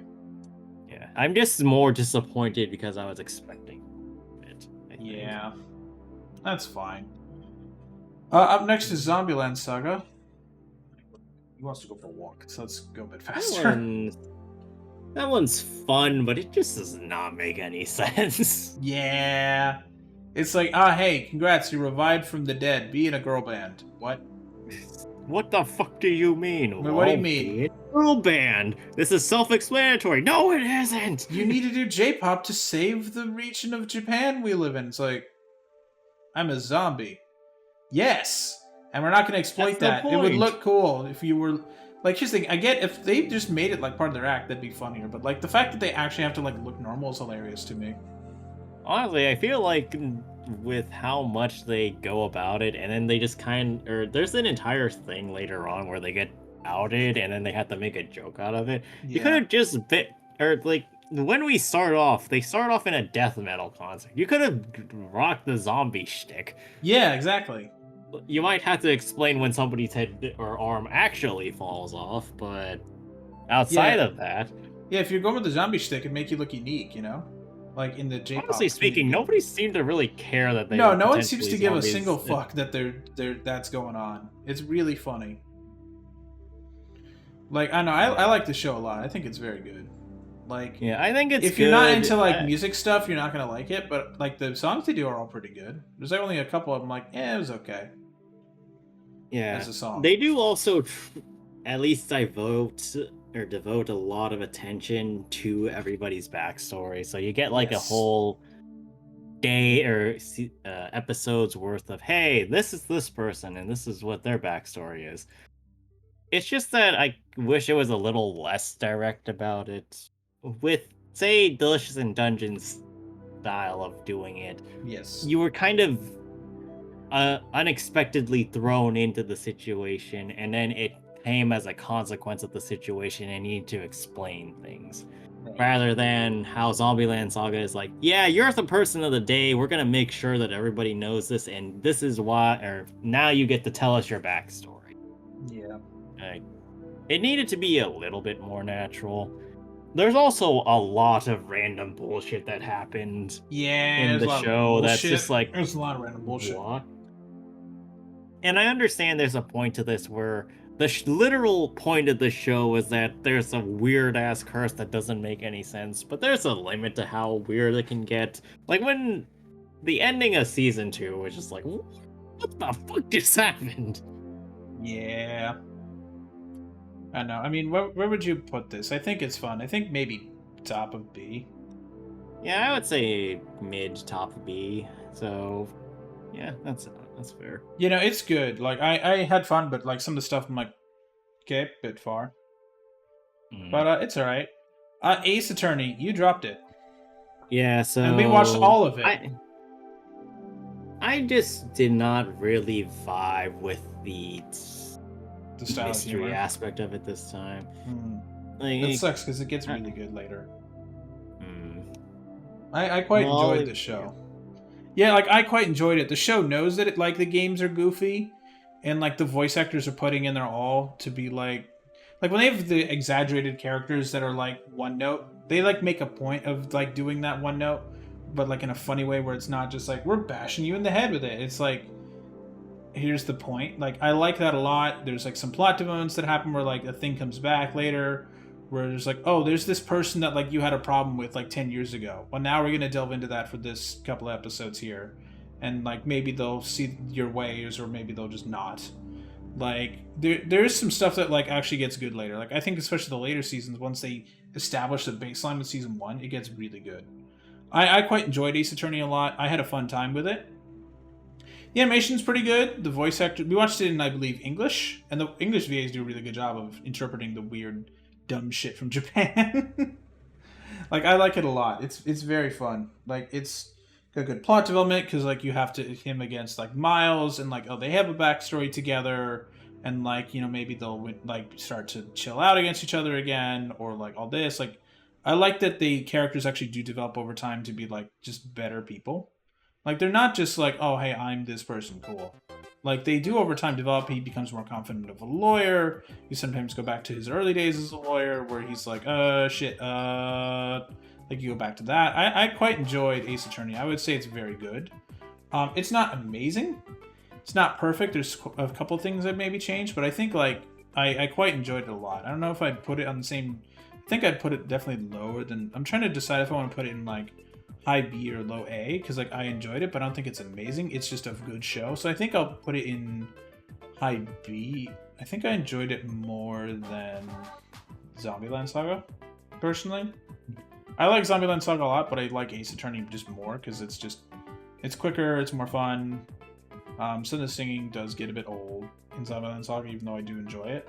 But no, I quite enjoyed Ace Attorney. It's like if you want something simple, everybody, you want like just a fun mystery show where like, yeah, it's a bit blatant, but like, you know, it's good. It's not designed for like little kids. It's like actually like just a fun time. Like I like it a lot.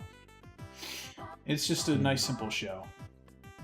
Now we get to Cookie Ass, which I happen to miss out on because like I missed too many weeks in a row because I was going to sports games or I was doing stuff with my family, so I just like wound up missing stuff. You know. So yeah. So Greg, Dennis, Danny, and I watched this one. Mm-hmm. Here's the problem I have with Code Geass, and I kind of alluded to this in Gurren Lagann. This has very high highs. In fact, it has some of the highest highs I've ever seen in anime, period. Mm. But its lows are dreadfully low.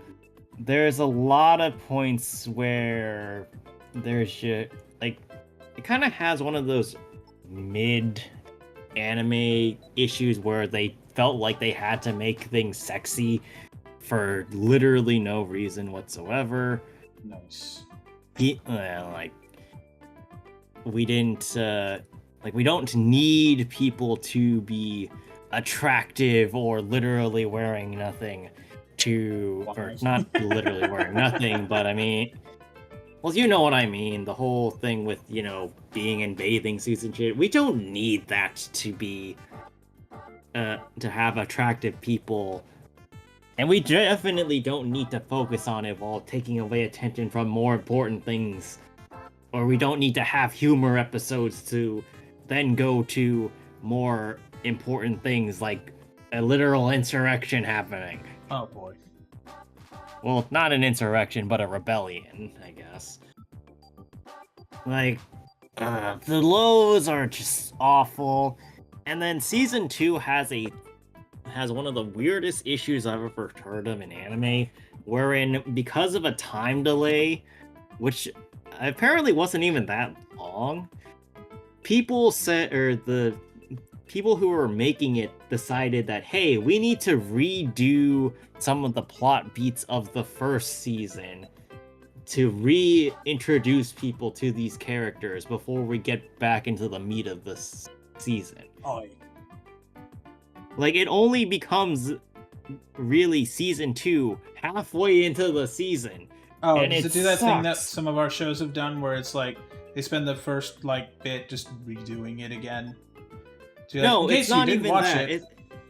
No, it's not even recapping it or retracing the steps. It's doing the same thing, but differently. But you can clearly tell that it's trying to do the same thing again, and it just like... Man. Why are you Sounds like I missed some interesting post-episode discussions. Yeah, no. But that's once you get... But yeah, like... With that said, the end parts of both seasons, Season 1 and especially Season 2, are some of the best parts of the entire show, and some of the most widely regarded pieces of anime in general. But getting there is a slog, I would say.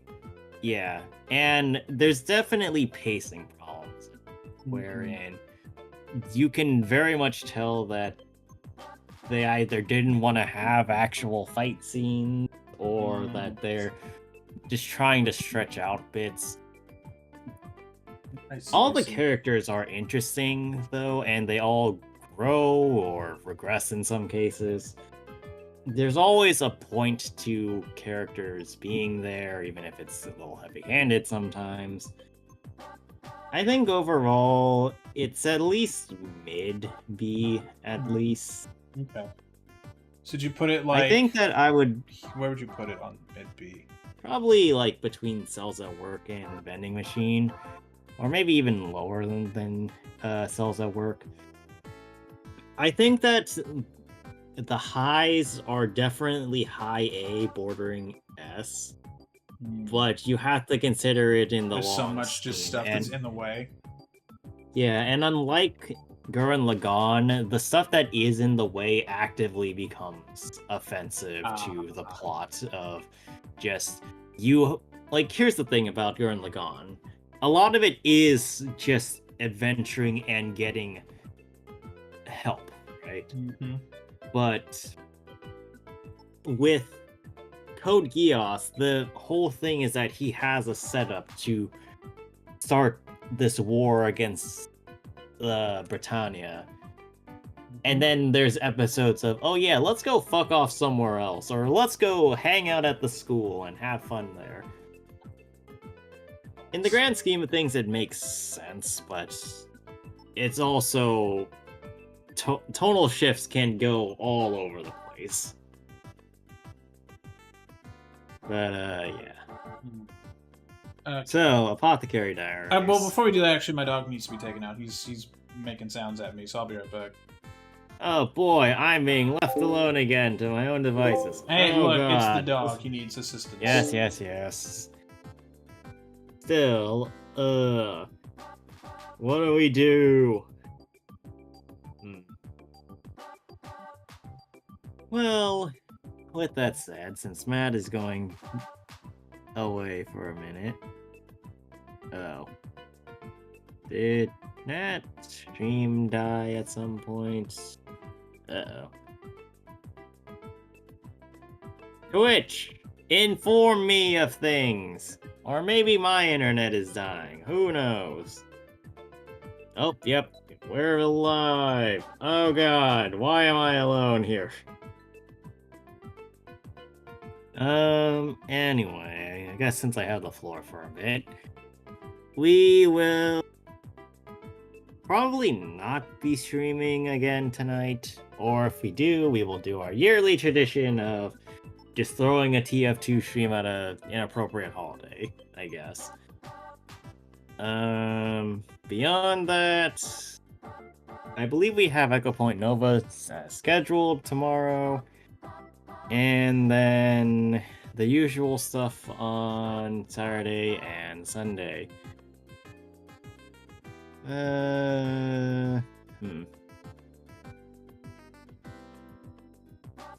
Oh, I guess we could talk about that. So, for all of you who have been in the Star Rail scene, hopefully you watched the 3.0 trailer. Hopefully y'all are excited about it like we are. There's a lot of stuff to be excited for. We're probably going to cover that as soon as it comes out, though at the same time, we're also needing to cover the stuff for Genshin. We're going to be busy soon, but yeah, there's just going to be a lot of stuff to go through for Hoyoverse stuff. And then there's just the entire thing of what's going on with the Amphoreus. Amphoreus is way more Greek-coded than we were initially expecting. How much of that is going to actually affect the world at large? There's just a lot of questions that need to be asked about all this. And who knows, maybe it'll cause one heck of a upheaval moving forward. I'm personally expecting a lot of shit to go down the instant we get into that, but we shall see. I guess if you are in this part of the video, or if Matt hasn't cut out this part of the video on YouTube, drop your recommendations for shows or hot takes for shows in the comments below. Because surely somebody's pissed off at least one thing one of us has said within the last how long has this been going on for? Last 2 hours or so. But actually, with that said, I wonder how you all are taking this. I would assume that most people are at least I don't know, actually. What would you guys be thinking about these takes? I would assume that most of them are pretty high, but some of them are also pretty low.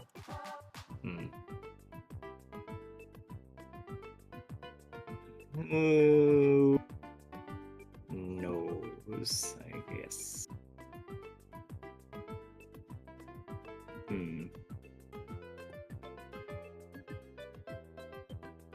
Anyway, how are you all doing? Have you been celebrating your holidays appropriately? Hopefully nothing bad has happened while you've been on holiday. Hopefully no stray isekai buses have isekai'd you into a new dimension. If they have, I'm sorry. I don't know what to tell you, because you're probably not able to watch this at this point. It's technically speaking, the Steam sale is still on. Hopefully everybody's been able to get any games or whatnot they've been looking for. Actually, speaking of games, what are the last games I got? I got a couple new ones, I think. Let's see. Yada, yada, yada, yada.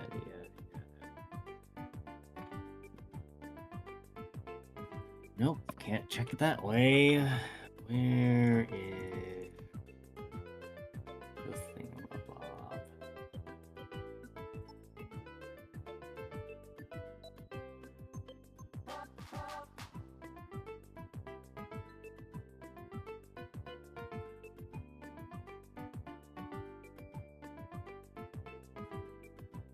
Yes. I had gotten one Step from Eden, which is an interesting enough game. And then I had also gotten Line War. I do hope that Line War is good, because from what I understand, it's similar-ish to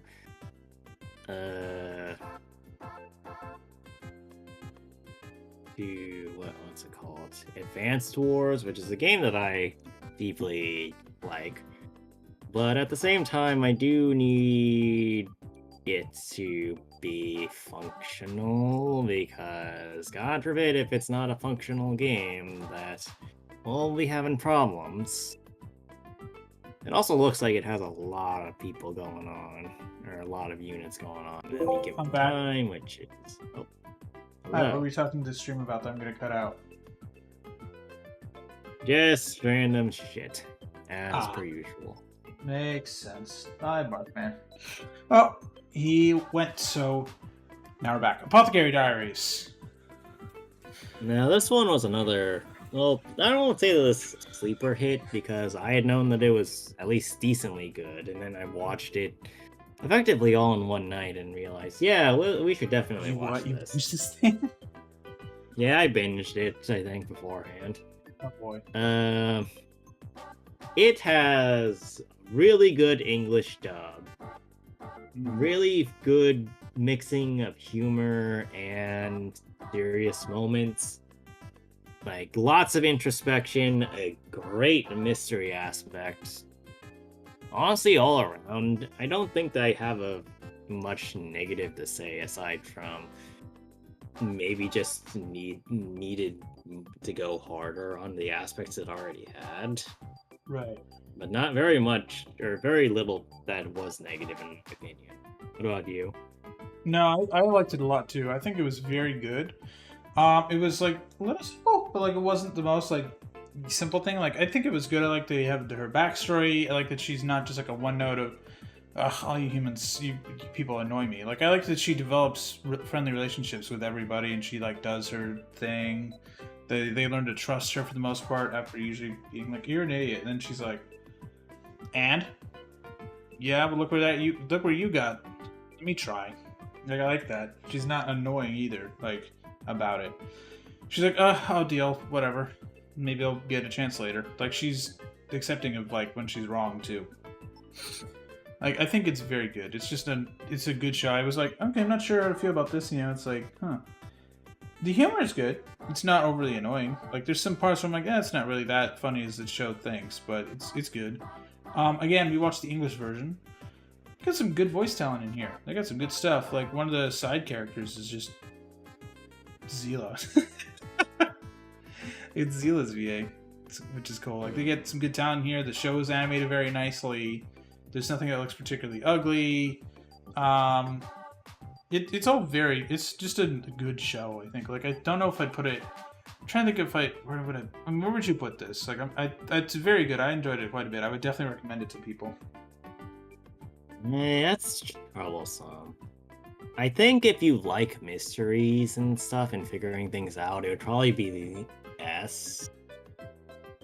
Otherwise, it would probably just be A. I think A is good. I'm trying to figure out. I'd say high A then. Yeah. Do you want to put it? Where do you want to put it? Here? I'd say above Gurren. Yeah, me too. But it's definitely high A. Ghost Stories. If you're not into mysteries, you're not going to care. But yeah, Ghost Stories, the English dub. Wow, wow! They really did not give a shit.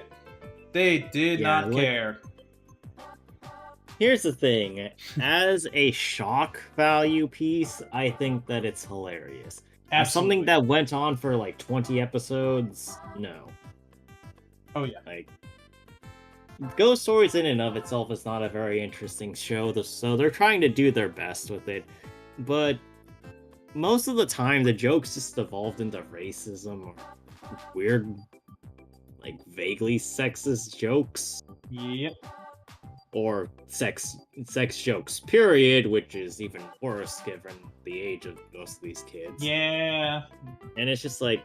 Like, there's the episode where, like, the Christian girl is like, yeah, I used to, like, sleep around with a bunch of people. I'm like, you're like 12, maybe. What the fuck? Yeah, there's a point where this is an extreme of Nokotan where there's a point where if you're running a joke, you will run it into the ground and keep going. Yeah. And Ghost Stories, I think they didn't really have a choice in the matter. No. So they just tried to have as much fun with it as they could. Yeah, research. Apparently, the only thing they were told was you have to follow the plot of the show, at least in general. Like, you have to start and end where this episode actually ends in Japanese. And they're like, but other than that, they're like, yeah, bombed in Japan, so we don't care. But you have to follow at least the baseline plot of, hey, you killed this monster. Yeah, like Other than that, they were told, other than that, go nuts. And they're like, okay, we're just gonna be like, horrible. We went nuts. You might regret this. Yeah, like this show is more famous for its shitty English dub than it was being not exactly that successful in Japan. Yeah, with that said, though, it's not a great thing to do this. It's very infamous for a reason. It's not great. Like, even as a whole, I would honestly say that this is lower than the Yu-Gi-Oh! Zeros for me, personally. Yeah. It is not really worth watching. If you want to watch ghost stories in general, just go find the clips. The lines clips. There's just go look up most like famous lines on like Google, and then like look at them on YouTube and be like, "Yep, that's a real thing." You don't really need the context. It's just that this show is stupid. Mm-hmm. Like, the show is bad. It is purposefully bad. Like, they make some jokes that, like, even at the time, I'm like, I don't know if that would have flown. And today, they do not fly. Like, there's a lot of homophobic shit in here. Holy crap. There's a lot of homophobic stuff. There's racist stuff. There's, like, I think there's a lot of anti-Semitism, too, because one of the characters is Jewish. This show is just like, ooh, boy, wow. This is definitely a product of they didn't give a shit in, like, 2006. When they had that era of... Comedy Central is really funny. Maybe overly not so. So...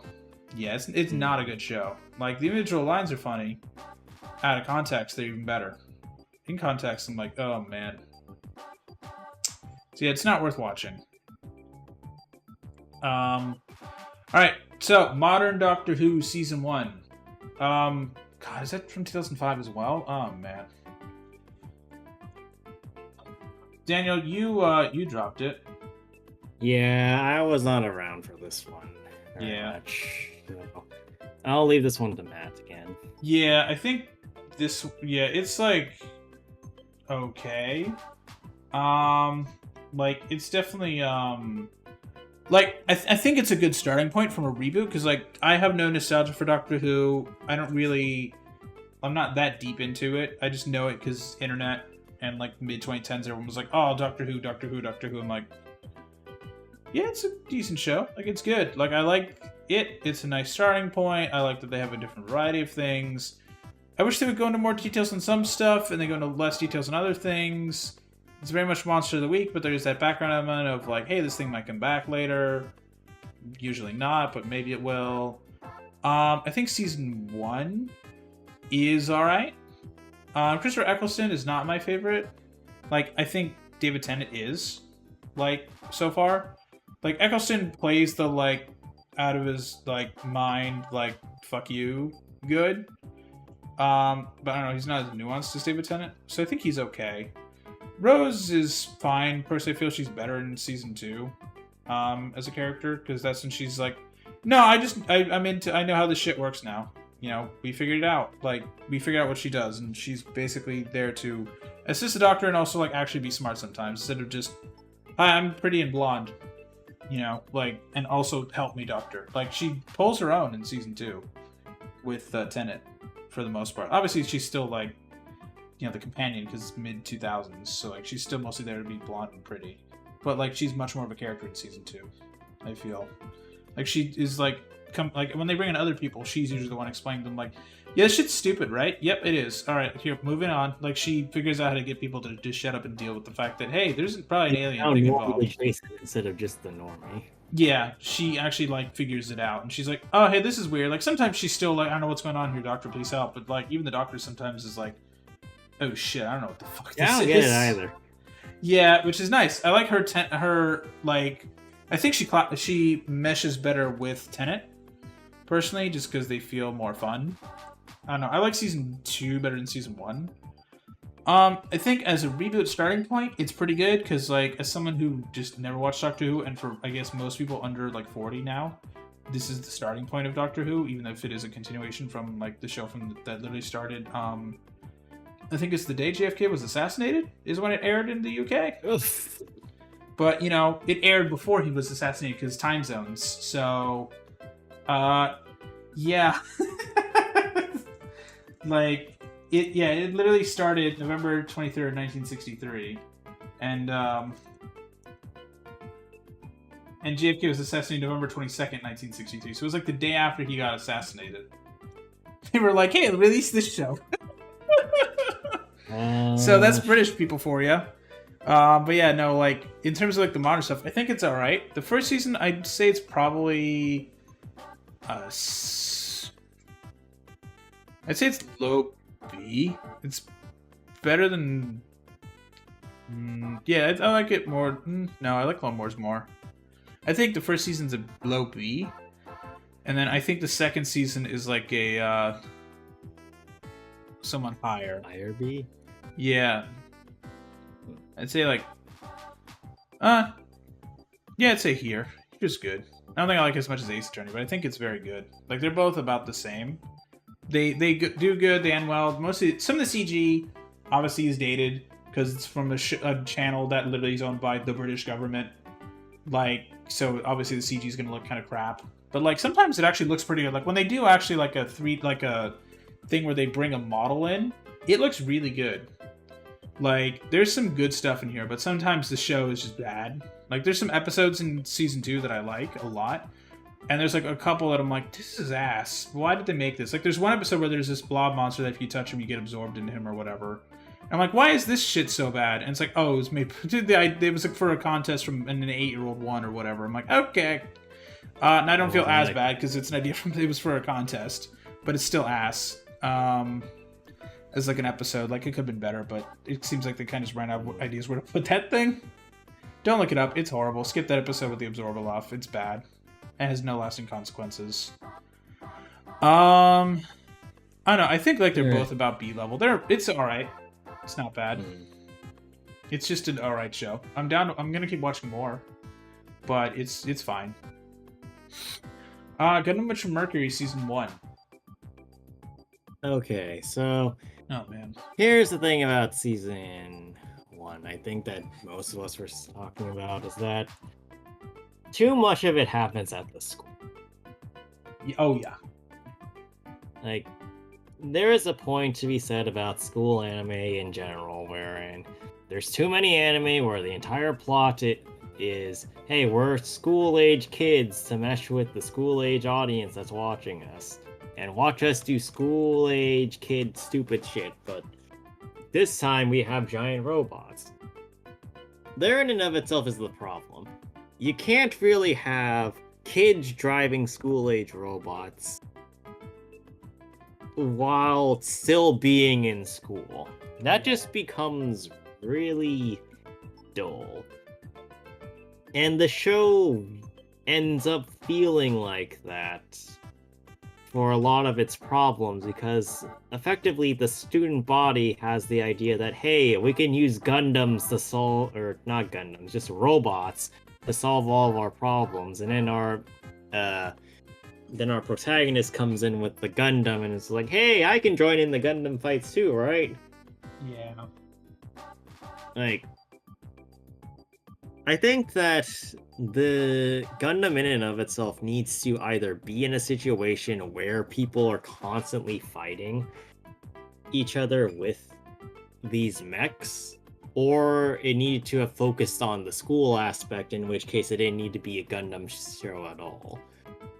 I think mixing the two diluted both qualities to the point where it wasn't really worth it in the end for either. What do you think, though? Yeah, I thought it was okay. It's not great. The animation looks pretty good, but like, I think the plot stuff is kind of just stupid. Like, I'm like, why does this have to be settled with the mech fight? This could just be settled by you two idiots just talking to each other. Like, no one in this place talks to each other. Except of, like, fuck you. I'm like, okay. Like, I don't know. Some of this stuff is just fuck weird. You too. I have a giant mech. Yeah, I don't know. I'm not interested in season 2, to be honest. Like, it didn't grab me. I was like, yep, this is happening. Like, there were multiple times where I just grabbed my phone. The show could be better. It's got good voice acting talent. But, like, obviously that doesn't save a show. Like, yeah, I think it's. I honestly think that tier. Build Fighters did. Gundam Build Fighter was much better. Yeah, because like when you have younger players, if they're not in the usual Gundam war, you gotta have them just kind of having fun, because it feels weird if it feels weird when Minare is literally politicking with adults. Yeah. About Gundams, and it's like, what are we watching again? Yeah, I don't know. Like, they went with the school route because just all Japan seems to know how to make for a lot of these shows. Is just put it in effectively high school. I'm like, why? Why didn't you just make it that they're like adults fighting in war? Why is it this stupid? Why is everyone fighting over this one woman? That they are like, she's hot, and I'm like, okay, and who cares? Like, it's just. Because apparently Japan only knows how to make high school teenagers. Yeah, like just put them in their 20s and like they're fighting in the actual war. Come on, that'd have been more interesting. I'd put it under. I'd put it under the boys. Yeah, honestly, I would put it just above Nobutan, honestly. Like, at least for how much I dislike Karno Kyokai, it at least took itself seriously. Yeah, this show does not really serious take enough that seriously. that I would. Yeah, or at least seriously enough that I could tell when the B plot would stop. This one, it's like the B plot is the school, but is it supposed to be the A plot because of how much we're investing in the school aspect? Yeah, I don't care for the school aspect. Yeah. Up next is Persona 4 Golden Anime, which takes the original one and adds a new spin. Not as good as the original. What I understand is that this is like bonus content from the first one, as well as adding a new character. I'll say this for a lot of things, and I'll say it again here. You do not need bonus content for stuff that's already working. No. We all liked the first Persona anime, or the first Persona 4 anime. Yes. And while I do like the idea of seeing the villain side of things, it kind of didn't really add enough for me to think that this was worth the watch. Not to say that this in particular is super bad or anything. I just didn't really find much purpose here. No, it doesn't need to exist. It's extra content because they went, shit, we already made a Persona 4 anime before Golden was coming out. Fuck, we need to do something to promote it. Oh, I know. I don't know. It's just not needed. It's still alright, but it's just, it doesn't need to exist. Yeah. It's extra for the sake of being extra. If you like Persona 4 content, maybe you'll like it. I didn't think it's necessary, but for a super fan, you may like it because you're like, oh, hey, finally, this person's in here. It's not necessary. You can watch the original show and just be happy. Yeah, more or less. And like, I would probably say. That said, though, what do we say about the actual show? I think that it was. It wasn't. Yeah, it wasn't necessarily anything spectacular, but I wouldn't say that it was offensive to watch. No, it was just meh. It's just like, yep, more Persona 4 content. Okay. I mean, where would you put it? Would you want to put it in C? Where would you want to put it? I'd probably say, like, below the boys, above Kara. Okay, that's fair. It's fine, just why? Girls on Panzer, which I thought was fucking hilarious. It's good. It's really. The Girls on Panzer is great. Like, if you just want a dumb show about girls manning weaponry that they really shouldn't be manning, this is a good one that has like very few life or death stakes, but still manages to have stakes that are important to everybody involved. Like, yeah, it's just supposed to be fun. Yeah, it's a fun show, but there's still enough seriousness in the fun that you're not just off to the side thinking, well, okay, I don't really know what's going on, and I guess that's what I'm sticking with. No, there's a lot of sub parts going into it. Oh yeah, that are nice. Yeah, animation looks good still too, because this is from how old is Girls on Panzer? I think it's. I googled it. It's 2012, so it's about 13. It's a bit over 12 years old now. It's October 2012. So it's not recent, but it's not that old either. Like, it's about as old as Black Ops 2. So it's still fairly recent. It's not like it's from the 90s. I see. It looks good for being a 12-year-old show. I like it. I had a lot of fun with it. I think it's obviously it's not that serious, but in the moments where it's hey, we need to fight to make sure we still can be together as a group, or we can do this. It's good. The tank strategies they follow, I don't know if they're that realistic, but they're realistic enough that you're that makes sense. Where it's don't stand, obviously shit don't stand in the open or be a big target is good. But still, it's, I like it a lot. Yeah. I would say that it's mid A. Yeah. I don't think that it's high enough to be high A or S, but it's definitely something that we would recommend to other people to watch. Obviously, you have to go in with the mindset that it's not going to be some super high octane action ultra show. But if you just want something fun to watch, it's a good fun show to watch. I'd recommend it. Secret Level, the shorts. It's a mix of really great and really disappointing. Because man, it's really cool to see all these video games get attention. And then where stuff like Mega Man, they really made a short that's shorter than most YouTube videos about cool. And then they have well, not Concord. Concord wasn't actually that bad. Concord wasn't that. Yeah, it was better. It was the other one. Good. What was the other one? The one shooter one that where everybody was I'm not the bad guy. Oh yeah, that was so bad. That was bad. Yeah, what was that one called? I'm googling it because I don't remember. It was what was the episode? God damn it! I'm trying to look. It was the fifth one, I think. It was after Crossfire. Unreal. It was Crossfire. Yeah. That one's completely forgettable. That is the most generic one of the bunch where they couldn't get a Battlefield or a Call of Duty license. So they're all right, fine, we're going to just license this from this company that's in Korea or whatever. It's a franchise that's pretty much irrelevant outside of Korea. It was apparently supposed to be a decent COD apparently it was trying to be a COD competitor in the 360 era, and it just did not work outside of Korea. Because people wanted to play COD or Battlefield.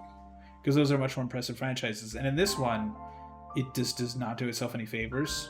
I think some of the best episodes, I think the Warhammer episode was fucking great. I think my favorite was probably the Unreal Tournament one, where it's a whole, it goes on a journey with the character, and, all this stuff that's going on, and, the animation's really good looking. I think that one's really, really good. I think mine was Chifu. Surprisingly, Chifu was really I didn't vibe with the Armored Core one as much as I would have hoped. No, he was really hoping to. Yeah. But, I think it was good, but it wasn't amazing. Yeah, no, that's. If it had been longer, it would have been cool. But it was kind of short, which I get it. It was also too aggressive. Yes. I think we said, you're not that much of an asshole in Armored Core. You're an asshole. Not that much of an asshole. Yeah, it seems like they got the license. Oh, we got that license. Oh boy, and they came up with a thing. The actual Armored Core combat is really badass. The really, combat really in and of itself. The combat's good. I just wish it was 5 minutes longer to have more combat. The problem with a lot of these is they're just too short. Or it's why did you pick this? Ironically, the entire point of the thing is what's undercutting it the most. Yeah, I wouldn't mind. We needed more content for this. I think if I think instead of them being shorts, I think if instead they were all half an hour each, it would have been good. I think obviously something like Spelunky you can do in 5-10 minutes, but for Armored Core, I would have loved if that was like a half hour with actual plot and stuff. Because I think the longer ones were like the Pac-Man one was pretty long, the Sifu one was long, the Unreal Tournament was long, Warhammer was long. But then you also have like stinkers like what's the crappy Crossfire? Yeah, you have Crossfire stunk. That PlayStation episode that was the finale stunk. That one was just an ad. Like, I feel like they only did that because they needed someone to pay for the show. The New World one, I mean, it was fine. It wasn't great, but it was like more bottom. Yeah, there's also just a lot of a lot of weird choices. Honor of Kings was pretty cool, but it was also like somewhat generic thinking about it in the post now. Like, yeah. I don't know. I wish they'd gotten some more licenses. The Outer Worlds one was really good. I like that one a lot. That one was nice. I like that. That was a good one. Surprisingly, Concord wasn't the worst. Yeah, Concord was not the worst one. That was actually not bad. Like, as bad as Concord is as a franchise, I think this episode was alright. It was an okay heist. The problem is it's clearly set up for what should have been the third season of Concord in terms of live service. But, yeah, it's not happening. that studio is fucking dead, so that's hilarious. But, like, it itself actually was inoffensive. It was fine. The character designs were actually not bad. They were actually decent character designs. The Dungeons and Dragons one was okay, but I mean, it was also just short. Like, it feels like it's something they might come back to later as a follow-up. Because I've heard apparently for the other shows these people have done, they do pick at least one or two and they do a follow-up again. So maybe we'll get another D&D one. But if not, we can just watch the movie that they made last year. I mean, I think the worst one was definitely that PlayStation one. My God. Yeah. That was so bad. It was just an ad of a smorgasbord of stuff of, hey, we own Shadow of the Colossus, we own part of Helldivers, we own part of, like, here's Kratos for 2 seconds. God of War. God of War shit for 2 seconds. Where all he does is go wrong. Like, it's just, like, bad. That one's the worst, because it's clearly just, one's the most of an ad. So, I don't know. Where would you put Secret Level? I think I'd put it in, like, C tier, where it's, like, fine. I'd put it probably maybe top C. Yeah, I'd say top of C. Yeah, it's alright, but go in with low expectations. Yeah, go in with low expectations, or just go find the ones that you think are. Yeah, if you're like, oh, yeah, I like Warhammer. I've seen people reacting to Warhammer 1 for people who are Warhammer fans, and they love it. So if you're a Warhammer fan, definitely go watch it. Or if you're like an Armored Core person, you might like it. Yeah. Rather than looking for everything. Yeah, you can watch them all. They're all under like 15 minutes, so you can get through the show in like 2 days if you want to. The only one I really would say would be skip is the PlayStation one. That one's just straight ass. The funniest part about it is I saw people take the PlayStation episode where they have the Helldiver come out, where it's like she's like no, and they're like, here's how a real Helldiver would react, and they cut from the real one to like basically she says no to the Helldiver, and Helldiver just shoots her, and then it cuts to the Helldiver's theme. And they're like, this is how a real Helldiver would react. I'm like, yeah, pretty much, yeah. Because Helldiver's the first thing they do is they shoot anything on sight. They just can't because it's the sake of the plot. I would love a Helldivers episode because that'd be hilarious. Because Helldivers themselves are just fucking stupid. Like, as a concept, it's great because they just are completely disposable losers. Yeah, I mean, other than that, I think it's fine. It's just pick the one, as Daniel said, pick the one you like. Let's see, what's up next is I Parry Everything. Oh boy, this is another recent one. Man, this show was This was stupid in the same vein of Nokatan or like Vending Machine, yes, but with about as much subtlety as Nokatan, I think is the better way. Oh yeah, it had literally no subtlety.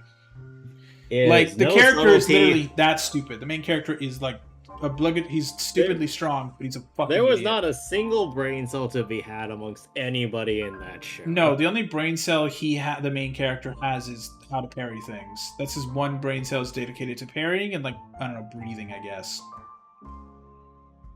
Like that he is stupid, but like, I don't know, I think it was okay. Like, I think it's perfectly average. It's not amazing, it's not that good. Some of the CG is kind of wonk. The CG is definitely wonky in that one. Yeah, it's definitely made on the cheap. It's very much made on the cheap. Even more so than like Vending Machine. It is a cheaply made Would show. it terrify you for me to tell you that I actually found an anime with worse Dragon CG than that one? Oh, I'm not surprised. I know that that's out there. I wouldn't be surprised. Honestly, there's shit. But, here's the thing, chat. Like, the funny thing is some of the animation here is better than in the Ubisoft games. But, I mean, where would you put everything? I'd put it, like, maybe bottom C. Like, I'd put it above probably... bottom C, I put it... high D. Like, I don't think I had as much fun with this as Nokotan because, unfortunately, I can't turn my brain off because there's attempts at a plot that are going on. Yeah, they like try to develop all this stuff and it's not working. Yeah, I would say top of D. Yeah, top D is good.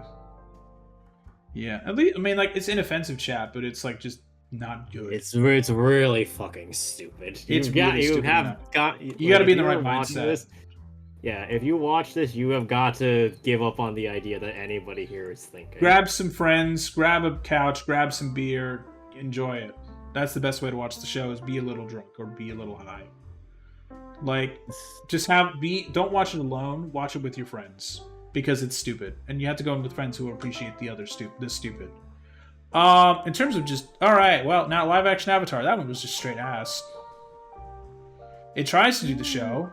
It tries to do it, and there's stuff I'm like, why? And then like 3 episodes in, it's like, oh well, I give up being the original Avatar. Let's go with something completely different. Yep, they take elements from the show and they twist it, just like Shyamalan. But at least Shyamalan mostly followed the plot. This one, it's like, okay. This one's like, plot. What happened to what's the plot? Hey, look, we traded swapping characters correctly for plot. Pronouncing their names correctly. Because they pronounce the names correctly. They're like, yep, you're Katara, you're Sokka, congratulations. Like, I don't know, I think maybe, like, I can't be too harsh on the actors, because they are mostly children. So I can't be too bad on them. But, like, I don't know, I would have liked it if they were just, like, if it leaned more into the goofy, or if it leaned more into the being serious, because, like, the original one is still really good. It's now 20 years old as of like a month from now, so fuck me, I guess. But I think it's okay. It's not very good. Like, it's fine, but it's bad. The thing that got me, especially about this one, is while the combat is better, they botched the story so much that it's almost unrecognizable from the original content. Yeah. Which also, the CG looks pretty bad. Well, okay. In some parts, the CG looks really, really atrocious. There's some parts where it looks good. And there's other parts where it looks fucking atrocious. Right, but like the actual story beats are way too heavy-handed in terms of like negative connotations. Like when we start off with the frickin' Massacre of the Air Nomads, you know they're not trying to be subtle about how edgy they're trying to be. And we're on Netflix. We're not on Nickelodeon anymore. Yeah, and that worked so badly against the show. Yeah. Now I'm expecting this to be edgy and violent, and it's just a nothing burger. Yeah, like, they show guys literally getting, like, burned to death. And I'm like, okay, you could be a little bit more subtle with it. Because at least with, like, the, in the original show, when they talk about them dying, you get the implication, because you see, like, for Gyatso at least, like, in the show, like, the animated one, like, you see him surrounded by just scores and scores of dead firebenders. So you get the implication of he fought till the end. Meanwhile, in this one, they show you him getting fucking burned to death. And I'm like, okay. You also just get bodied by exactly one. Yeah, he gets bodied by one firebender. And I'm like, dude, he took out, like, maybe a couple dozen in the original one. Like, I don't know. It's not great. It's pretty bad. Yeah. Trying to remake Avatar just doesn't work, whether it's a movie or a show. The best way to watch it is just to watch the original from 2005. Yeah. Because I remember my point, I was like excited for the show, and then when the creators left, I'm like, alright, well, I've lost all faith. Because when they're not involved, shit goes wrong. And sometimes when they're involved, shit does go wrong anyway, like with Korra. But Korra is not the discussion today. I'd put it top D. I would say it's somehow worse than I Parry Everything, honestly. Like, it just lie all around. Yeah, at least this one is, like, stupid. This one tries to be grandiose, and it's not. Yeah. Wednesday, the season 1. I don't know if season 2 is out yet. I think they only announced it. So this is season 1 of Wednesday. I'll leave this to you because I wasn't paying attention very much. No, so I liked it a lot, though there are moments where you kind of get bored and you go on your phone, you're like, oh, wait, shit, something's happening. So, like, it's not great in that aspect. I do like it. I like that they take the Addams Family stuff and they, like, expand on it. So it's kind of neat. Some of the stuff is, like, not really plot thought out, but, like, I like the actors are doing a good job. The script is decently tight, though in some places a bit wonk because they kind of nudge them towards the plot. Like, there's some contrivances that I'm like, okay, you did that. CG's usually pretty good when there's CG. It's not the worst. It's not amazing, but, like, you know, for being on Netflix, it's okay. Because that's Netflix's biggest problem lately is just crappy CG. Because there's so many overworked effects artists. I mean, like, it's perfectly fine. I'm looking forward to a second season. Because I just want to see where this goes. Because maybe they'll expand on it more. Maybe I'll like the second season better now that it's established itself. I think it's perfectly... I think undersells at work is where I'd put it, to be honest. I think it's, like, alright. I'll leave it to you. I think it's alright. It's, like, not bad. It's just, like, okay. I think it's perfectly mid-B. It's fine. It's good. I'd recommend it if you like kind of, like, the mystery stuff or, like, some horror elements. Like, it's got that. It's fine. It's just there's definitely some plot contrivances, some of the CG shit, and sometimes it's a bit boring.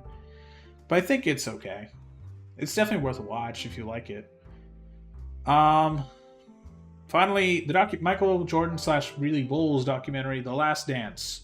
This is from I thought it was the other way around, that it was a Bulls documentary that turned into a Michael Jordan documentary. Yeah, it's very funny. So, like, I don't know, I saw this first in 2020 during lockdown, and I really enjoyed it. So I'm like, hey, maybe you guys will enjoy it, because it's a sports documentary, but it's, like, actually about interesting people, and not just, like, hey, we're gonna watch highlights. Like, it's pretty much about the big highlights, but, like, I think it's still good. I want your review, because you don't give a shit about sports. Like, it was genuinely interesting how they went about outlining all the details of, like, what happened during each of these major points and stuff, getting multiple angles of it, and then also, like, relating it back to the the final point of, like, hey, this is the event we're talking about today, and this is what this is what we're working towards. I think that was good.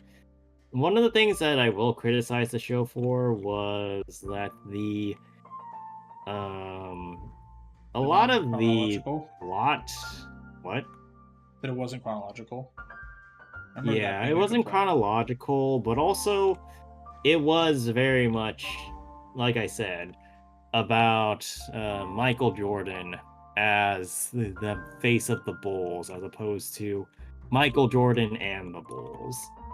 To be fair, that's pretty accurate for the 90s. Okay, fair, but also... it's not great for the documentary, but it is somewhat accurate. Yeah. But I mean, like, you got all these interesting people, like Pippen, the rear guard dude, who apparently kept missing out on shit. The one who likes Kim Jong, who gets along with Kim, who's basically our ambassador to North Korea. I guess, like, the other guy that got drafted in and was, like, bullied by Michael Jordan because he was oh, you're some big shot from somewhere else, aren't you? Like, there's so many interesting things that I feel get kind of neglected in favor of just telling Michael Jordan's side of thing. Mm-hmm. And it's not necessary, like, I think that we just lose out on more that we could have gotten. But overall, I think the production is really good. The way they tell the strategies and stuff is top notch, in my opinion. Uh-huh. Yeah, no, like, they do a good job. I'd say, like, low A. Okay. So, like, below SpongeBob. Yeah. You know, it's good. I quite liked it. I liked it when it came out in 2020 because it came out literally, like, as we were all going into lockdown. So I watched it with my family first, and it was come out week by week, and we're like, oh, man, this is really good. And I'm glad that you guys liked it because, you know, none of you give a shit about sports. You will endlessly make fun of me, the fact that I go to so many baseball and hockey games a year. Because I'm the only one here who actually thinks sports is somewhat interesting, except for when I guess I show you guys really cool highlights, like when I showed you that the Sharks highlight from that Game 7 fucking 6 years ago. God damn it. But like no, like I like The Last Dance. I think it's very fun. I think bottom A is appropriate because like it is a bit disjointed sometimes, but like I think in the end it does work out. I would like ESPN to please stop making so many crappy shows and just make more good documentaries in this style. Because that's ESPN's problem. Is ESPN is I mean, that's Disney for you. Because Disney we can't have good things these days, though. What are you talking about? No, modern ESPN is not great compared to ESPN when I was a kid 20 years ago. Because back then, you know, it was just We're getting nostalgic, now it's basically man. just a podcast as a show. Also, maybe a sports highlight every 2 minutes. That's not really that important in the grand scheme. But I mean, like, I guess this is our TV shows for the year. So, didn't have finished target audience is Digimon, which is self-explanatory. Our D tier is Ghost Stories, both Yu-Gi-Oh shows, Last Airbender, and I Parry Everything. Our C tier consists of Nokatan, Gundam Mercury, Kari no Kyokai, Persona 4 Golden, The Boys Season 1, Season 5 of Clone Wars, Life on Our Planet, and Secret Level. Our B tier consists of Haruhi Suzumiya, Batman Season 1, well, the first 20 episodes, Doctor Who Reboot Season 1, Season 6 of Clone Wars, Code Geass, Wednesday, Cells at Work, Reborn is a Vending Machine, Zombieland Saga, Doctor Who Season 2, Ace Attorney. A consists of The Last Dance, SpongeBob Season 1, Grozon Panzer, Gurren Lagann, and Apothecary Diaries. And our S tiers are Delicious in Dungeon and Arcane Season 1. I'd say pretty good year. Not as much variety as the movies or the games, but like we watched definitely a lot of different stuff. Like we had some superhero stuff, we had some sci-fi crap, we had some like horror stuff. We had stuff with a really good story, like a adventuring kind of thing. Like I'd say a good year of shows. None of us really picked any duds, except for basically Digimon. Like, cause all these we finished most of these. Some of these we missed out or maybe opted out on, but like at least a few people did finish these. And some were really good, like Arcane and Delicious in Dungeon. So both of these coincidentally are owned by Netflix. So if you got Netflix, watch these shows. And then watch the other ones too. They're either on Crunchyroll or they're on elsewhere. The Doctor Who stuff's on Max if you want to watch that. So the first, like, I think 14 seasons are on there. What do you think, Daniel? Decent year for TV shows or kind of from what we've chosen, scattered? Yeah. I think that a lot of us have kind of gone out swinging with our good shows the last time, or last year when we first started doing this, and now we're kind of reaching some of our lower ones, but we're still getting some good shows. Yeah, definitely. Like, there's some good stuff in here, and there's some stuff that's just, it's okay. There was a lot of stuff that was like, okay, so, you know, it happens. Like, sometimes there's a show where it's just, it doesn't hit. But, like, I like that we're expanding out more to, like, weirder shows. Because I like seeing more of a variety than just, hey, let's watch this again. Like, I like that we're doing a variety of stuff. Because, like, I didn't know anything about Delicious in Dungeon or Apothecary, and I'm like, oh, these are great. Said, like, Gurren Lagann. Grozon Panzer is like, really? This is stupid. But it's still good. It's still good, yeah. Like, I was like at first I thought, this is stupid. It's just a bunch of girls in tanks. But, no, I like it. We watched some good stuff this year. But yeah, that, I think, is where we'll leave it, because I need to go walk my pup. Because I said that word, and he just stared at me, and he's coming back over now. Oh, hi, Barkley.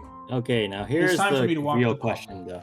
Here's the real question, though. Are we coming back at 9 to do... No. I was going to say our New Year's TF2 stream. Oh, I'm down for TF2. That's actually fine.